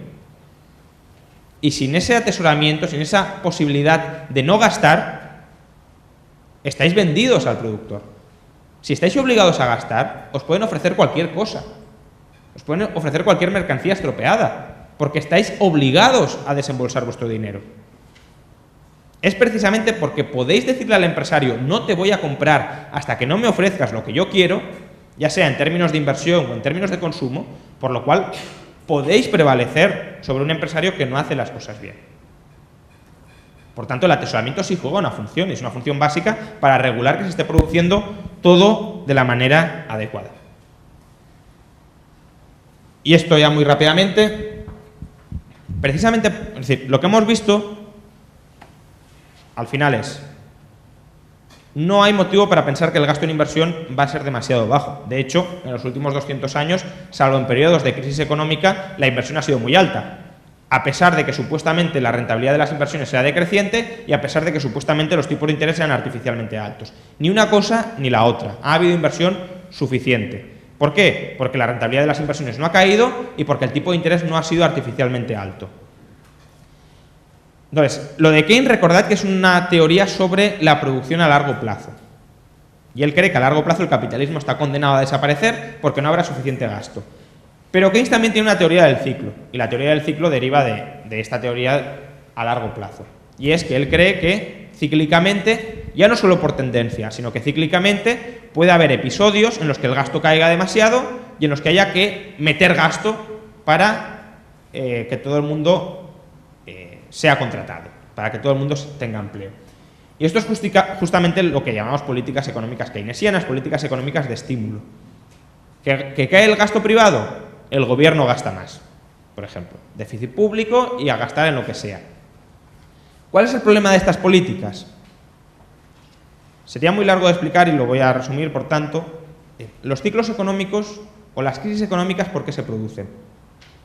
Porque hay una descoordinación entre lo que están produciendo los empresarios y lo que están demandando los ahorradores y consumidores. Para superar la crisis, lo que necesitas es que los empresarios se readapten a satisfacer las necesidades de consumidores y de ahorradores. En el caso de España es que ha sido clarísimo. ¿Qué han producido los empresarios? Millones o centenares de miles de viviendas que no tenían demanda y a precios absolutamente inflados. Y no han producido, por ejemplo, industrias de exportación que nos permitan comprar mercancías que quieren los consumidores españoles al exterior, etc. Por tanto, lo que necesita España, que es, por un lado, corregir sus errores de inversión, perder capacidad productiva en inmuebles y ganarla en otros bienes, y amortizar su endeudamiento, porque todo esto se ha financiado con deuda. Por tanto, hemos de corregir los errores de producción y los errores de financiación. Mejor especialización productiva y menos deuda. Bien, ¿qué alternativa ofrecen las políticas de estímulo keynesianas? La alternativa es: el Estado se endeuda. ¿Para qué? para que todas las mercancías que han producido los empresarios de más y no tienen salida porque no son buenas mercancías, las compre. Con lo cual, es más de lo mismo, es seguir en la burbuja, nos seguimos endeudando para obligar a la gente a comprar las mercancías que no quiere comprar. Vamos a emitir deuda para comprar todos los pisos de Seseña y así que se sigan produciendo pisos. En lugar de decir, hemos de dejar de producir pisos, los pisos que se han producido de más se han de vender al precio que sea y hemos de producir otras cosas distintas. Y además hemos de producir otras cosas distintas no endeudándonos todavía más teniendo una montaña de deuda a las espaldas, sino amortizando esa deuda y volviendo a ser relativamente solventes. Bien, por tanto, la solución keynesiana es simplemente seguir cebando la enfermedad que nos ha conducido a este colapso. Es simplemente seguir alimentando la demanda por alimentar la demanda. De hecho, fijaos cuál es la política económica que propugna Keynes para el capitalismo a largo plazo. Él propugna unos impuestos mucho más elevados sobre el ahorro para que la gente consuma más, ¿bien? Porque recordad que el consumo iba decreciendo a largo plazo, pues bueno, cuanto más consuma, mejor. Garantizar una rentabilidad mínima a las inversiones, por ejemplo, crear monopolios privados. Como no tienen competidores, ganan un mínimo de dinero y pueden seguir invirtiendo. Y así el gasto en inversión no cae. Precios mínimos, para que al menos todo empresario pueda vender su mercancía a un precio mínimo y que la competencia no presione esos precios a la baja y que siga siendo rentable invertir. O, en el extremo, socializar la inversión. Es decir, que el Estado diga dónde se ha de invertir y en qué. Planificar la economía, básicamente. Luego, además, también quiere penalizar el atesoramiento de dinero. Por ejemplo, impuestos a aquellos que están atesorando el dinero. Como si fueran antipatriotas que no quisieran invertir en la maravillosa burbuja inmobiliaria de España. O también rebajar artificialmente los tipos de interés. Recordad que él cree que el tipo de interés del dinero es demasiado alto, por tanto, todo lo que sea bajarlo, bien está. ¿Cómo se bajan los tipos de interés? Pues el Banco Central, por ejemplo, puede bajar tipos de interés. ¿Pero qué pasa si bajas los tipos de interés artificialmente? Que estimulas un sobreendeudamiento artificial para invertir a más largo plazo o en inversiones más arriesgadas que las que quieren financiar los ahorradores. Porque si los ahorradores quisieran financiar inversiones con ese perfil temporal y con ese perfil de riesgo, ¿qué habrían hecho? Habrían prestado el dinero a esos tipos de interés. Si no lo hacen, es porque no quieren. Es lo que os preguntaba antes. ¿Por cuánto estáis dispuestos a comprarme 1.000 euros en un año? Imaginad que no estáis dispuestos a comprármelo nadie por más de 900 euros. Y llega el Banco Central y te dice, yo por 999. Claro, ¿yo qué haría? Me pondría a vender promesas de 1.000 euros a un año. ¿Por qué? Porque me estaría endeudando al 0,1%. Nadie de vosotros querría financiarme esa inversión, pero el Banco Central sí me estaría dando esa financiación. Y claro, yo me podría poner a producir cosas que vosotros no queréis. Vosotros a lo mejor queréis gastar vuestro dinero mañana y yo me pondría a producir cosas para dentro de un año, de 2 o de 3. Por tanto, habría una descoordinación. Y eso es lo que se consigue con tipos de interés bajos. Y luego, la última maravillosa receta de Keynes es aumentar el gasto público estructuralmente, sea en lo que sea. Él dice, hombre, si puede ser útil, mejor. Pero si es gasto público inútil, también sirve. Porque el objetivo es estabilizar el gasto. Y claro, si no hay cosas útiles para gastar, pues gastemos en cosas inútiles. Por ejemplo, y ya termino con esto, citas textuales de Keynes, dice: el endeudamiento para hacer gastos ruinosos puede enriquecer a la comunidad. La construcción de pirámides, los terremotos y hasta las guerras pueden servir para aumentar la riqueza. Todo lo que sirva como excusa para gastar, aunque sea destruir una ciudad para volverla a construir, es positivo. Dice, si el Tesoro, si Hacienda, si Montoro se pusiera a llenar botellas viejas con billetes de banco, las enterrara a una profundidad considerable en minas de carbón abandonadas que luego se cubrieran con los escombros de la ciudad y encomendáramos a la iniciativa privada, eso sí, de acuerdo con los principios del laissez-faire, la tarea de desenterrar los billetes, acabaríamos con el paro y a través de las repercusiones que esto tendría, probablemente la renta real y la riqueza de la comunidad llegarían a ser mucho más grandes de lo que actualmente son. Es decir, que si ponemos billetitos dentro de una botella de vidrio y los enterramos, como la gente invertiría para desenterrar las botellas, a través del efecto multiplicador, la renta se multiplicaría y todos seríamos mucho más ricos. Y por último, abrir hoyos en el suelo pagados con nuestros ahorros incrementarán no solo el empleo, sino la renta nacional que deriva de la producción de bienes y servicios útiles. Es Es decir, lo típico que decimos de que cavar agujeros para volverlos a llenar es una política que genera riqueza. Bueno, lo que quiero que veáis es, y volviendo a SEI, que al final nuestras posibilidades de gasto están limitadas por nuestras posibilidades de producción. Si producimos cosas inútiles, solo podemos gastar en cosas inútiles. Si todo el mundo está cavando hoyos para volverlos a llenar, nos morimos de hambre, no tenemos casas, no tenemos vestimenta, no tenemos infraestructuras. Por tanto, Keynes lo que está diciendo es que el nivel de vida de la sociedad mejoraría produciendo cosas inútiles. Y eso es absurdo, eso es un disparate. El nivel de vida de la sociedad mejora produciendo cosas útiles. Y para eso necesitas una economía libre donde a través del proceso de competencia se descubra qué es lo que quieren los consumidores. Keynes deliberadamente dice, lo único que nos interesa es que la gente se ocupe en hacer algo.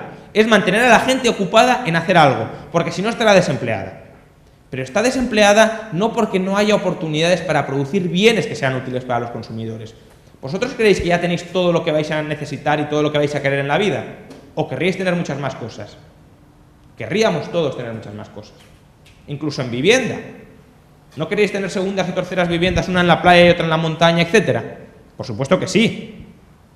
¿Qué pasa? Que hay otras prioridades antes de tener una segunda o una tercera casa antes de la vivienda. Antes de, tener una segunda o tercera vivienda. Si la economía produce terceras viviendas para la gente y no les está produciendo comida, hay un error de inversión clarísimo y tenemos que dejar de producir terceras viviendas para producir comida. Pues eso es lo que ha pasado en España. Y Keynes lo que propondría para España es que pase más de lo mismo para que no haya 6 millones de parados. Pero es que los 6 millones de parados se tienen que recolocar en producir cosas que son útiles.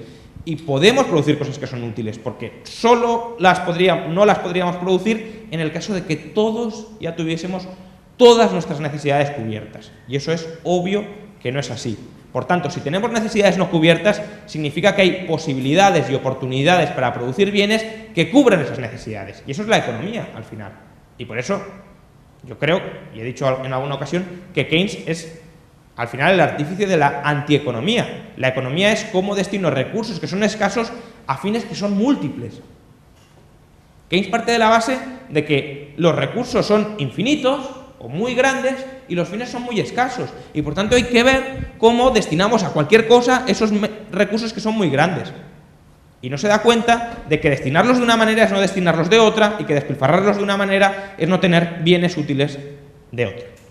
Por tanto, al final el camino a la prosperidad es el que ya venía de la economía clásica y es el que Keynes trató de refutar con éxito propagandístico, pero no con éxito teórico profundo, que es simplemente acumular capital para volvernos más productivos y a través de ser más productivos disfrutar de mayores bienes y servicios y tener un mayor nivel de renta. Y eso es lo que permite ocupar a todos los factores productivos en tareas que son útiles para todos los factores productivos. Muchas gracias.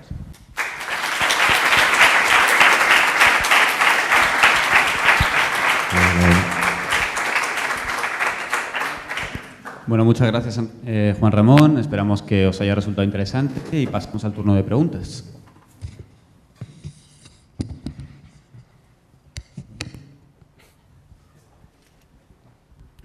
Bueno, mi pregunta es un poco clásica sobre este tema y es, ¿qué responderíais a todo esto? O sea, ¿realmente cuál fue la causa de salir de la Gran Depresión en los años 30 frente a todos aquellos que dicen que fue la Segunda Guerra Mundial o el New Deal? No, bueno, el New Deal yo creo que cada vez menos gente lo dice. Ahora la tesis de consenso es que lo que nos sacó de la Gran Depresión fue la Segunda Guerra Mundial. Yo creo que es evidente que una guerra no te saca de... O sea, no genera prosperidad. Una guerra destruye prosperidad. Una guerra destruye riqueza. El hecho de que la gente estuviese produciendo tanques o vestimenta para los militares no aumentaba su nivel de vida, porque no disfrutaba de esos bienes.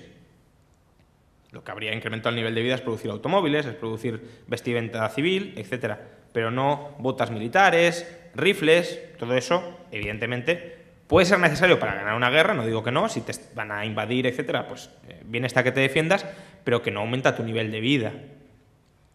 Entonces, a mi juicio, lo que saca al mundo de la Gran Depresión es una serie de circunstancias que se dan una vez terminada la guerra. Hay que pensar que los años 30 no eran un oasis de paz y tranquilidad y que de repente se vieron asolados por una guerra que no esperaba nadie. Es decir, los años 30 fue una década caótica en todos los sentidos en materia económica, en materia monetaria, en materia de gasto, en materia de quiebras bancarias y de países, en materia de agresiones militares, en materia de rompimiento del comercio internacional. Y todos esos elementos que los liberales sabemos que destruyen riqueza a marchas forzadas se revierten a partir del año 45. Pensad que en el año 45 se pone fin a la guerra. Por tanto, primer elemento fundamental, la paz genera riqueza, por supuesto. La paz genera prosperidad, genera división del trabajo, genera cooperación entre ciudadanos, genera división del trabajo. Bien. Luego, hay una estabilización monetaria, que es Bretton Woods, que nos podrá gustar más o menos, pero es una estabilización monetaria, frente al caos de las devaluaciones competitivas de los años 30. Luego, tienes una reapertura comercial. Las semillas de lo que hoy sería la Organización Mundial del Comercio, que de nuevo nos podrá gustar más o menos, pero desde luego ha desarmado parte de los aranceles, pues todo eso se inicia en la Segunda Guerra Mundial. De hecho, bueno, incluso el Plan Marshall, pues eso es, vamos a restablecer los flujos comerciales entre Estados Unidos y Europa, etcétera, etcétera. Y luego, es que además en la Segunda Guerra Mundial tienes, primero, que la sociedad venía ahorrando muy altamente desde la Segunda Guerra Mundial. ¿Por qué? Porque no podían consumir y les forzaban a ahorrar, pero en cierta medida esa tasa de ahorro se mantiene muy alta y además es que el gobierno pasa a ahorrar. Estados Unidos en 2 años, desde el año 45 al año 47, pasa de un déficit del 24% del Producto Interior Bruto a un superávit del 2%. Ahora estamos diciendo que estamos ahorrando porque hemos pasado de un déficit del 10 a uno del 7. Bueno, en 2 años, insisto, pasó de un déficit del 24% a un superávit del 2%, es decir, 26 puntos de ajuste fiscal. Claro, ese ajuste fiscal, ¿dónde se fue? Se fue a la economía privada y a generar riqueza en el sector privado. Por tanto, yo creo que hay muchas otras causas que explican por qué el mundo volvió a generar riqueza y que no tienen nada que ver con que nos estuviéramos matando entre todos. ¿Por qué crees que se impuso la visión keynesiana a la austríaca en el mainstream, creo que también académico? Sí. Bueno, yo creo que es un conjunto de una confluencia, primero, intereses políticos. Claramente les interesa más la teoría keynesiana que la austríaca. La austríaca, o en general, una visión más liberal de la economía, lo que pone es barreras al político y al economista. Una de las frases que más me gusta de economía es una frase de Hayek que dice: la tarea de la economía es que comprendamos lo poco que conocemos de lo mucho que queremos controlar. Es decir, es una llamada a la humildad de los economistas. Miren, esto es algo tremendamente complejo que no se puede planificar a través de modelos como a nosotros nos gustaría. Entonces, esa llamada a la humildad pone límites a la acción del político y del economista. Y la gente disfruta metiéndose en la vida de los demás. El político quiere planificar la vida de los demás, el economista quiere pasar a la historia como el gran hacedor de lo que sea. Y por tanto, si no hay una cierta humildad intelectual entre políticos y economistas, sino una cierta arrogancia y prepotencia intelectual, lo lógico es que tiendan a favorecer corrientes de pensamiento que les eleven a un altar, básicamente. Y el keynesianismo es una corriente de pensamiento que te eleva en un altar, te convierte en salvador de la economía y de la sociedad. Ese es un motivo. Que ya no quiero decir que sea algo deliberado, simplemente es algo incluso de inconsciente, de, oye, ¿dónde prefiero especializarme o qué teorías prefiero terminar comprando sin procesarlo demasiado, pero sí casi instintivamente?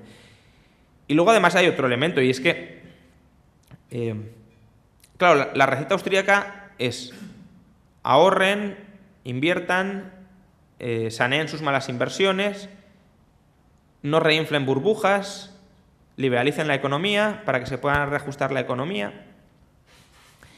Y claro, en los años 30 hubo una destrucción masiva de capital, una destrucción masiva de buenas inversiones. Y eso en apariencia fue porque como que se había hecho caso a los austríacos diciendo, oiga, que quiebre todo lo que tenga que quebrar. Y claro, al quebrar todo lo que aparentemente tenía que quebrar, el desastre fue gigantesco. ¿Qué pasa? Que si uno analiza por qué hubo tal quiebra masiva de capital productivo, uno se da cuenta de que a lo mejor no fue tanto por libre desarrollo de la economía de mercado, sino por las intervenciones políticas. En los años 30 se establece el mayor arancel de la historia de Estados Unidos, el Smoot-Hawley. Es un arancel que prácticamente pone fin al comercio entre Estados Unidos y Europa. En un momento en el que los flujos comerciales estaban muy interrelacionados, pues que te impidan vender, porque si no permites que los estadounidenses compren a Europa, los empresarios estadounidenses no pueden vender a Europa, pues te machaca. Si tú eres una empresa que estás especializada en exportación y no puedes exportar, pues quiebras. Luego tienes que los principales bancos, las principales quiebras bancarias se empiezan a producir casualmente en bancos que financiaban comercio a la exportación. ¿Por qué? Pues claro, la empresa que no puede exportar no te paga, quiebras. Luego, además, en el año 31, no solo se produce una situación de quiebras empresariales y bancarias masivas, sino también una quiebra de estados. Todos los estados empiezan a abandonar el patrón oro. Y sobre todo abandona el patrón oro Inglaterra, en septiembre del 31. Y eso, claro, con perspectiva, pues parece... quizá no seamos capaces de ver la importancia que tuvo. Pero yo lo comparo a lo que habría sucedido si en 2012 se hubiese roto el euro. Tú imagínate que hace 2 años se rompe el euro. La eurozona estaría devastada. ¿Por qué se podría haber roto el euro? Pues porque había gobiernos que gastaban mucho más de lo que ingresaban. Si se hubiese roto el euro, ¿de quién habría sido responsabilidad? De gobiernos que gastaban mucho más de lo que ingresaban. ¿De quién habría sido culpa, por tanto, la devastación económica seguida de la ruptura del euro? De gobiernos que gastaban mucho más de lo que ingresaban. Claro, uno podría decir, no, es culpa del libre mercado, porque, bueno, caray, se ha roto el euro y han empezado a quebrar empresas. ¿Qué tontas son estas empresas que no han sido capaces de readaptarse? Pues en los años 30, a principios de los 30, pasó eso. Inglaterra abandona el patrón oro, hay una fuga masiva de capitales de los países porque no sabían qué países iban a quebrar y cuáles no, y todo eso se devasta. Y ya tienes quiebras bancarias todavía más masivas en Estados Unidos, etcétera, etcétera. Y claro, es que todo eso es una destrucción de capital brutal. Si tú eso lo atribuyes al libre mercado, pues tenderás a ver que el libre mercado genera devastación. Si, en cambio, lo atribuyes a restricciones comerciales, controles de precios, que los hubo, vamos, toda la economía los precios estaban controlados por un lado y por otro. Por cierto, los controles de precios es otro de los elementos que se empieza a levantar y se le empieza a poner fin después de la Segunda Guerra Mundial, y es fundamental. Es decir, si tú no puedes vender con rentabilidad, no inviertes, está claro. Y luego, ya directamente, la indisciplina monetaria y la ruptura del patrón monetario mundial, pues claro que tienes un caos económico, que es lo que se vivió. Y ese caos económico atribuido al libre mercado es lo que debilita aparentemente la postura austríaca, cuando debería debilitar la postura intervencionista. Gracias. Una pregunta. ¿Cree que es posible un crecimiento económico sin que haya quiebras o suspensiones de pagos masivas? ¿Es posible devolver tanta deuda? Perdón, es que no he entendido la primera parte. ¿Es posible? ¿Es posible devolver tanta deuda? ¿España, Estados Unidos, Francia pueden devolver tanta deuda? Actualmente, hombre, por poder sí pueden. Vamos, aunque estamos o hemos estado en ratios históricas de endeudamiento, al final tu capacidad para devolver tu deuda depende de tu capacidad de ahorro. Y Occidente tiene una capacidad de ahorro mucho más grande de lo que está ahorrando ahora mismo. Las expectativas, al parecer, hablar sobre expectativas siempre es complicado porque pueden cambiar en cualquier momento, pero al parecer las expectativas no están apuntando en una dirección de mayor inversión. Y de hecho es que el PIB en 2013 creció menos que el PIB en 2012 sin Abenomics. Por tanto, bueno, la inversión no se está relanzando, etc. ¿Cuál es el problema de Japón? Pues el problema en el que puede caer España, que tiene muchísima deuda, no han querido amortizar la deuda, no han querido subsanar las malas inversiones y, por tanto, están todavía en la agonía de la burbuja de los años 90. ¿Por qué? Porque el sector privado se ha reducido muchísimo su deuda, pero el sector público ha incrementado todavía más su deuda. Con lo cual, la deuda total de Japón es hoy algo más alta que al terminar la burbuja inmobiliaria y financiera. Si eso lo combinas con que no se ha permitido una quiebra adecuada de empresas para que... Es decir, hay que tener en cuenta que el capitalismo sin quiebras no funciona. ¿Por qué? Porque tienes que poder eliminar las malas empresas para que esos factores se pongan a producir otras cosas. Y aquí hay un miedo obsesivo a que una empresa quiebre o incluso a que un banco quiebre. Y sin quiebra no hay posibilidad de reinventar o reajustar el sistema productivo. En Japón se ha intentado impedir por toda vía la quiebra de empresas y claro, lo que tiene son empresas zombies. Y con empresas zombies no sales adelante. Y luego además Japón tiene un problema demográfico añadido a todo eso, es decir, que todavía lo complica más, pero es que ni siquiera se han saneado con respecto a la burbuja. Bien, el otro día escuché a un economista hablar sobre demanda agregada y en el tema del gasto público, él dividió el gasto público en empresas públicas o servicios públicos y también en inversión en infraestructuras públicas. Y dentro de este segundo grupo, en inversiones en infraestructuras públicas cosméticas, como podrían ser bien AVEs en zonas en que la rentabilidad pues, es muy baja, y inversiones en infraestructuras públicas productivas. Y este economista decía que el único apartado de gasto público en que se debería invertir mucho más es justamente en la productiva. Me gustaría preguntar si tú estás de acuerdo con esta afirmación. A ver, en abstracto, obviamente no puedo estar en contra. Que se diga que hay que invertir más en inversiones productivas, pues parece de sentido común. El problema es, ¿qué inversión pública es productiva? Porque esa es la decisión a la que se enfrentan los que deciden invertir. Y un empresario hace su estimación de rentabilidad, asume su riesgo y si ve que la rentabilidad que prevé supera el coste de financiar esa inversión, acomete la inversión. ¿Cómo conocemos cuál es la rentabilidad de una carretera, por ejemplo? Un empresario estima cuántos ingresos va a tener, cuánto le va a costar la carretera y ahí saca una tasa interna de retorno que compara con el coste de financiación. Una carretera que no cobra peaje, por ejemplo, ¿cómo estimamos cuál es su rentabilidad? O la de un aeropuerto que además se dice, no, tenemos que subvencionar la tarifa para que haya más vuelos. ¿Cómo estimas la rentabilidad? Es decir, ahí tienes externalidades positivas, porque claro, si abaratas artificialmente el precio del aeropuerto, pues tendrás más vuelos, eso generará más comercio, bueno, pero ¿cómo mides esas externalidades positivas sin precios?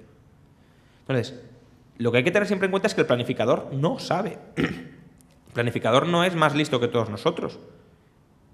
Y todos nosotros, es decir, incluso el empresario con precios, costes, con su experiencia, conociendo bien el sector en el que se mete, no con una visión general de la economía de, bueno, aquí qué hace falta, sino conociendo muy bien la clientela, conociendo muy bien los proveedores, conociendo muy bien el entorno competitivo, etcétera. Incluso ahí el empresario se equivoca.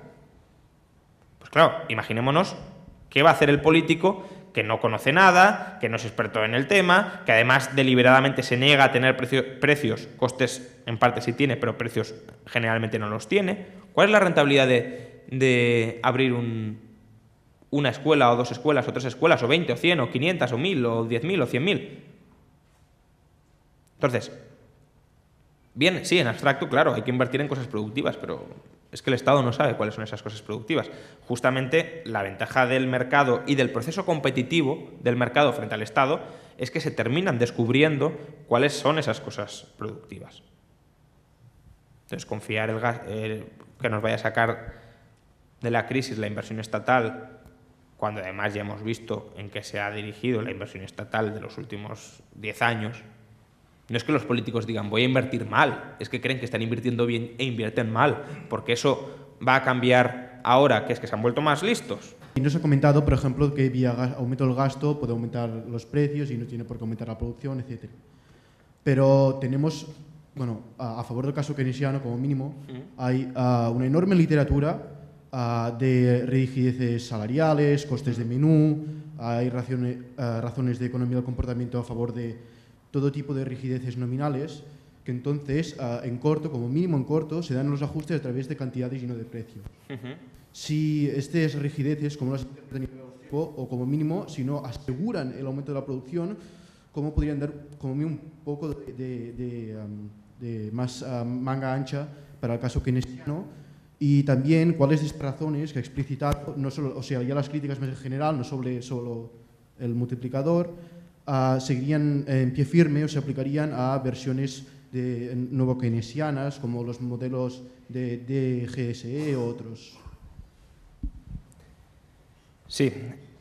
A ver, efectivamente con rigideces de precios tú puedes tener que haya primero un ajuste vía cantidades y no tanto vía precios. Lo que a mí me preocupa tanto del ajuste vía precios no es tanto que aumenten los precios absolutos, sino que aumenten los precios relativos. Que cambien los precios relativos. Porque efectivamente algunos factores pueden ser muy rígidos, sus precios pueden ser muy rígidos, pero otros no. De hecho, a lo mejor los factores productivos donde tú inyectas directamente el gasto tienen todos ellos rigideces de precios, pero allí donde se dirige la renta no tienen por qué tener rigideces. De hecho, al final la renta se dirige a industrias de consumo. Bien. Entonces, si tú estás elevando sobremanera la rentabilidad de las industrias de consumo, lo que tienes es una competencia entre industrias de consumo e industrias de no consumo. Y eso hace que los factores que has trasladado inicialmente a industrias no de consumo como que estén pujándose por ellos y estén compitiendo inconsistentemente con ellos con las industrias de consumo. Eso es lo que Hayek llamó el efecto Ricardo. Entonces, el efecto Ricardo al final opera siempre, tengas rigideces de precios o no. Y es verdad que teniendo rigideces, insisto, a corto plazo puedes aumentar la producción. Si es que yo creo que con estímulos del gasto, claro que aumentas la producción. Pero es que la cuestión es, ¿la aumentas de una manera consistente o inconsistente? Y la clave es si la aumentas de manera inconsistente o no. Sí, pero sobre la manera inconsistente no. Pero todo esto, aunque a largo plazo se reajustan los precios relativos, todos los factores de producción no están ociosos, etc., hay buenas razones, como mínimo, para en el corto plazo actuar. Porque, por ejemplo, deterioramiento del capital humano, gente que pasa a ser desempleable si, por ejemplo, a los 50 y pico años está fuera de la fuerza laboral, etc. Por lo tanto, también puede tener beneficios a largo intervenir cuando tenemos un output gap de 8 puntos o cosas un poco desastrosas. Primero, el tema del output gap depende cómo lo midas. Es decir, España tiene output gap porque no está produciendo viviendas. Porque ese es el output gap que tenía. Podría producir muchas más viviendas si no las produce. Es necesario... Es decir, ¿realmente nuestra producción potencial se ha visto mermada? De cosas útiles no, porque es que no teníamos esa especialidad productiva. Es decir, de entrada, creo que no hay que ver la economía como una caja negra que puede producir cualquier cosa. Una estructura productiva y una especialización productiva de la economía te permite producir ciertas cosas y está adaptada para producir ciertas cosas. Si no está adaptada para producir esas cosas, no tienes un gap con respecto a lo que no puedes producir. Solo es cuando cambias la estructura productiva que puedes producir esas otras cosas. Y luego, es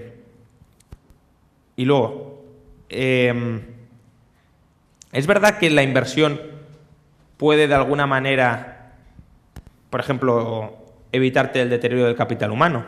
Pero tú fíjate que esto está ligado con lo que hemos comentado antes.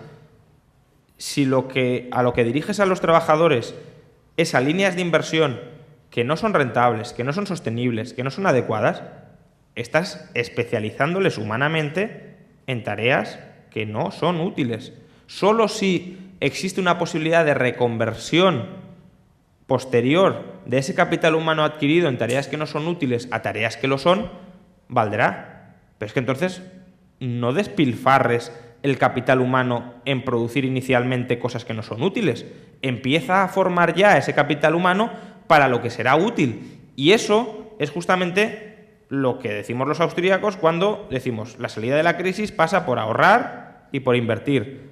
¿Ahorrar e invertir en qué? Pues también en capital humano y en formar a esos trabajadores en líneas útiles, no en líneas que sean algo para ver si luego podemos sacar algo de ese algo después de haber dilapidado el capital. Vale, y sobre los rendimientos decrecientes del capital, como mínimo las funciones de crecimiento Cobb-Douglas, que tienen rendimientos decrecientes para todos los factores de producción, como mínimo, no queda muy bien, pero encajan todos los puntos de muchas muchas variaciones de acumulación de capital y otras. Y si esto probaría que tienen rendimientos decrecientes y dependería también después de shocks tecnológicos y otros y cómo poder ligar esto con la perspectiva austríaca, por ejemplo, de Schumpeter y otros del cambio tecnológico. Sí. Y también sobre la cuestión que he planteado ahora es sobre qué críticas quedan en pie contra versiones más refinadas del keynesianismo, si cree que directamente la base está viciada, etc. Sí. Empiezo por el final porque antes se me ha olvidado y así no se me olvida ahora. A ver, los nuevos modelos, sobre todo los de GSE, son modelos que pueden tener base keynesiana o pueden tener base no keynesiana. A mí los nuevos modelos, como planteamiento general, me gustan porque el keynesianismo tiene esas dos lecturas, ¿no? Tiene una lectura de muy macroeconómica, de solo estamos manipulando agregados económicos, y eso no me gusta. Tiene la lectura más de, en el fondo es la incertidumbre empresarial la que condiciona todo, y eso me gusta más, porque es una visión mucho más microeconómica de fenómenos macroeconómicos con la que coincido. Estos nuevos modelos se basan en esa visión microeconómica, y lo que intentan es, partiendo de funciones de utilidad, de funciones de producción, etcétera, ver cómo se generan fenómenos agregados. Bien, cada modelo es cada modelo, por tanto, habría que ir caso por caso para ver si son útiles o no lo son. Ahora bien, aquellos modelos que se basan en estos planteamientos keynesianos, obviamente tienen fallos de raíz, porque es que, vamos, yo lo que he intentado atacar son errores de concepción ya de base. Errores de concepción que además, y en mi libro, Los errores de la vieja economía, lo trato, dedico un capítulo al final, aparentemente pueden tener sentido.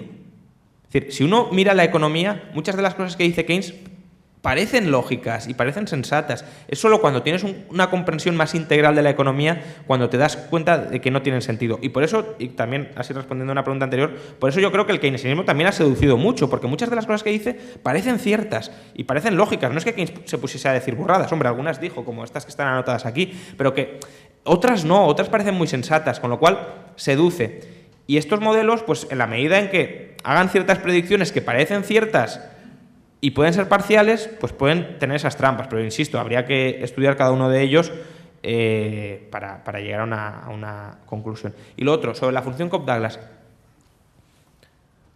A ver, el problema básico es considerar que solo hay dos factores de producción. Y es que, o sea, eso me parece un error tan sumamente grande. Es decir, de la misma manera que el trabajo no es homogéneo, el capital tampoco es homogéneo.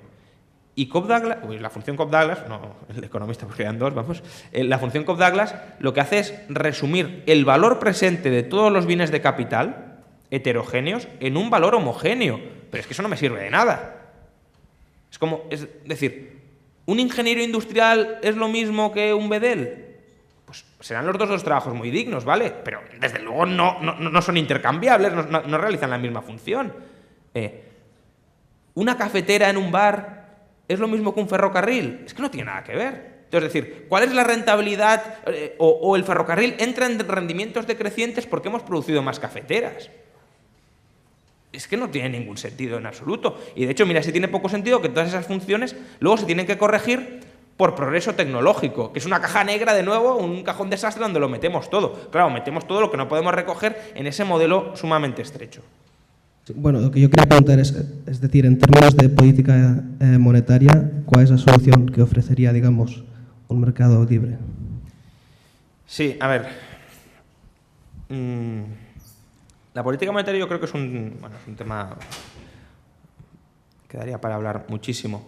Pero, a ver, yo en principio no soy opuesto a que haya bancos centrales siempre que sean privados y estén en competencia. Es decir, a lo que me opongo es al monopolio estatal de la banca central, y además un monopolio estatal con privilegios dirigido a su vez, privilegiar a la banca. Entonces, la política tradicional de un banco central es un banco. Es un banco con una característica especial, que es un banco de bancos. Entonces, de la misma manera que les pedimos a los bancos que sean prudentes a la hora de descontar, a la hora de prestar, a la hora de dar financiación, al Banco Central se le ha de pedir también que sea prudente a la hora de prestar, financiar, redescontar activos bancarios. ¿Qué es prudente? Bueno, aquí ya entraríamos en un debate mucho más largo que no tenemos tiempo, me temo, pero básicamente, por si se quiere investigar, para mí la prudencia es lo que Adam Smith, o lo que a raíz de Adam Smith se llamó la doctrina de las letras reales en un contexto de convertibilidad monetaria. Es decir, básicamente limitar el descuento de activos financieros a créditos comerciales que financian el movimiento de mercancías en alta demanda y que ya existen. Insisto, es un tema mucho más complejo que habría que desarrollar mucho más, pero eso, sí hay un espacio para la política monetaria, pero entendiendo como política monetaria gestión bancaria, y gestión bancaria de un banco que está sometido a la competencia de otros bancos. Todo lo demás, lo de prestamista de última instancia, sea cual sea la calidad del colateral, con privilegios de emisión, en régimen de monopolio, etcétera, todo eso sobra. Y desde luego ya la política de vamos a ver cómo reinflamos el crédito y cómo inducimos a la gente a que se endeude por encima de sus posibilidades para así fomentar el gasto y para así estimular la economía, eso es un disparate. ¿Cómo cree que, para que haya una revolución liberal en España, cómo cree que en el tiempo la sociedad debería cambiar? Porque está claro que esto debería ser un proceso. ¿Cómo lo expresa usted? Pues viniendo hoy a la presentación de mi libro, no era una pregunta que estuviese preparada, aunque lo parece, porque aprovecho para hacer publicidad. Hoy a las 7 en FNAC Lilla presento mi nuevo libro, que acaba de salir hace 10 días, Una revolución liberal para España, que tiene una temática radicalmente distinta a esta, o bastante distinta. Es básicamente cómo podría funcionar un Estado que solo pese el 5% del PIB en la economía y, por tanto, donde la sociedad pueda gestionar todos los sectores. Pueda gestionar infraestructuras, medio ambiente, educación, sanidad, pensiones, asistencia social, mercado laboral, I+D, es decir, todas las actividades que hoy hace o regula el Estado, o prácticamente todas, que pasen a ser privadas, voluntarias y sociales. Hecha la cuña publicitaria, ¿cómo se podría dar una revolución liberal? Bueno, pues en parte es lo que intento conseguir marginalmente, claro, porque sería absurdo pretender que un libro vaya a cambiar mucho, pero bueno, siempre puede desplazar 1 milímetro la frontera del liberalismo, cambiando la mentalidad de la gente. Yo en el libro lo que digo es que los estados modernos sobreviven rapiñándonos el 50% de nuestra riqueza por dos emociones que son muy humanas. Una es la esperanza y la otra el miedo. ¿El miedo a qué? Pues el miedo a las alternativas. Ninguno de nosotros ha vivido en una sociedad donde el Estado sea sustancialmente más pequeño al actual. Por tanto, es lógico que tengamos miedo y dudas sobre cómo funcionaría una sanidad privada, cómo funcionaría un sistema educativo privado y desregulado, qué pasaría con las infraestructuras, qué pasaría con los pobres. Todo esto son objeciones y miedos razonables, pero que se puede estudiar tanto teórica como históricamente qué ha sucedido, cómo se ha organizado la sociedad, qué respuestas ha dado y qué respuestas funcionales ha dado. Entonces, el miedo en parte se puede corregir. ¿Y la esperanza a qué? Hombre, en general, la gente yo creo que no está contenta con el estado que tiene. Cree que la educación se puede mejorar mucho, cree que la sanidad se puede mejorar mucho, sobre todo si además aplican recortes porque es infinanciable en sus niveles actuales, cree que las pensiones deberían ser más altas. Es decir, en general la gente yo creo que no está muy conforme con el estado que tiene, pero tiene la esperanza de que otro estado mejor es posible. Y aunque, por supuesto, hay margen para mejorar, porque es decir, desde la catástrofe gestora y administrativa a algo un poco más racional, pues hay un margen muy grande, mejor Suecia que España, por ejemplo. Aún así, el margen de mejora, siendo grande, no es tan grande como a la gente le gustaría pensar. Y en el libro lo que intento mostrar es que, en todo caso, la alternativa que existe a ese margen de mejora es muy superior. Y, por tanto, que la esperanza no deberíamos tenerla en un Estado que, manteniendo los niveles de coacción o incluso ampliándolos, nos dé algo más de migajas, es decir, que seamos unos esclavos algo mejor alimentados, sino sobre todo a poder romper ese monopolio de la violencia y poder ampliar nuestros espacios de libertad y de autonomía personal y social. Bueno, nos gustaría continuar. Gracias a todos por venir, no nos da más tiempo. Y bueno, nos volveremos a ver aquí el día 9 de mayo con otra vez Juan Ramón Rayo y Julio Pómez, director de Civismo, para hablar sobre la liberación fiscal. Gracias a todos.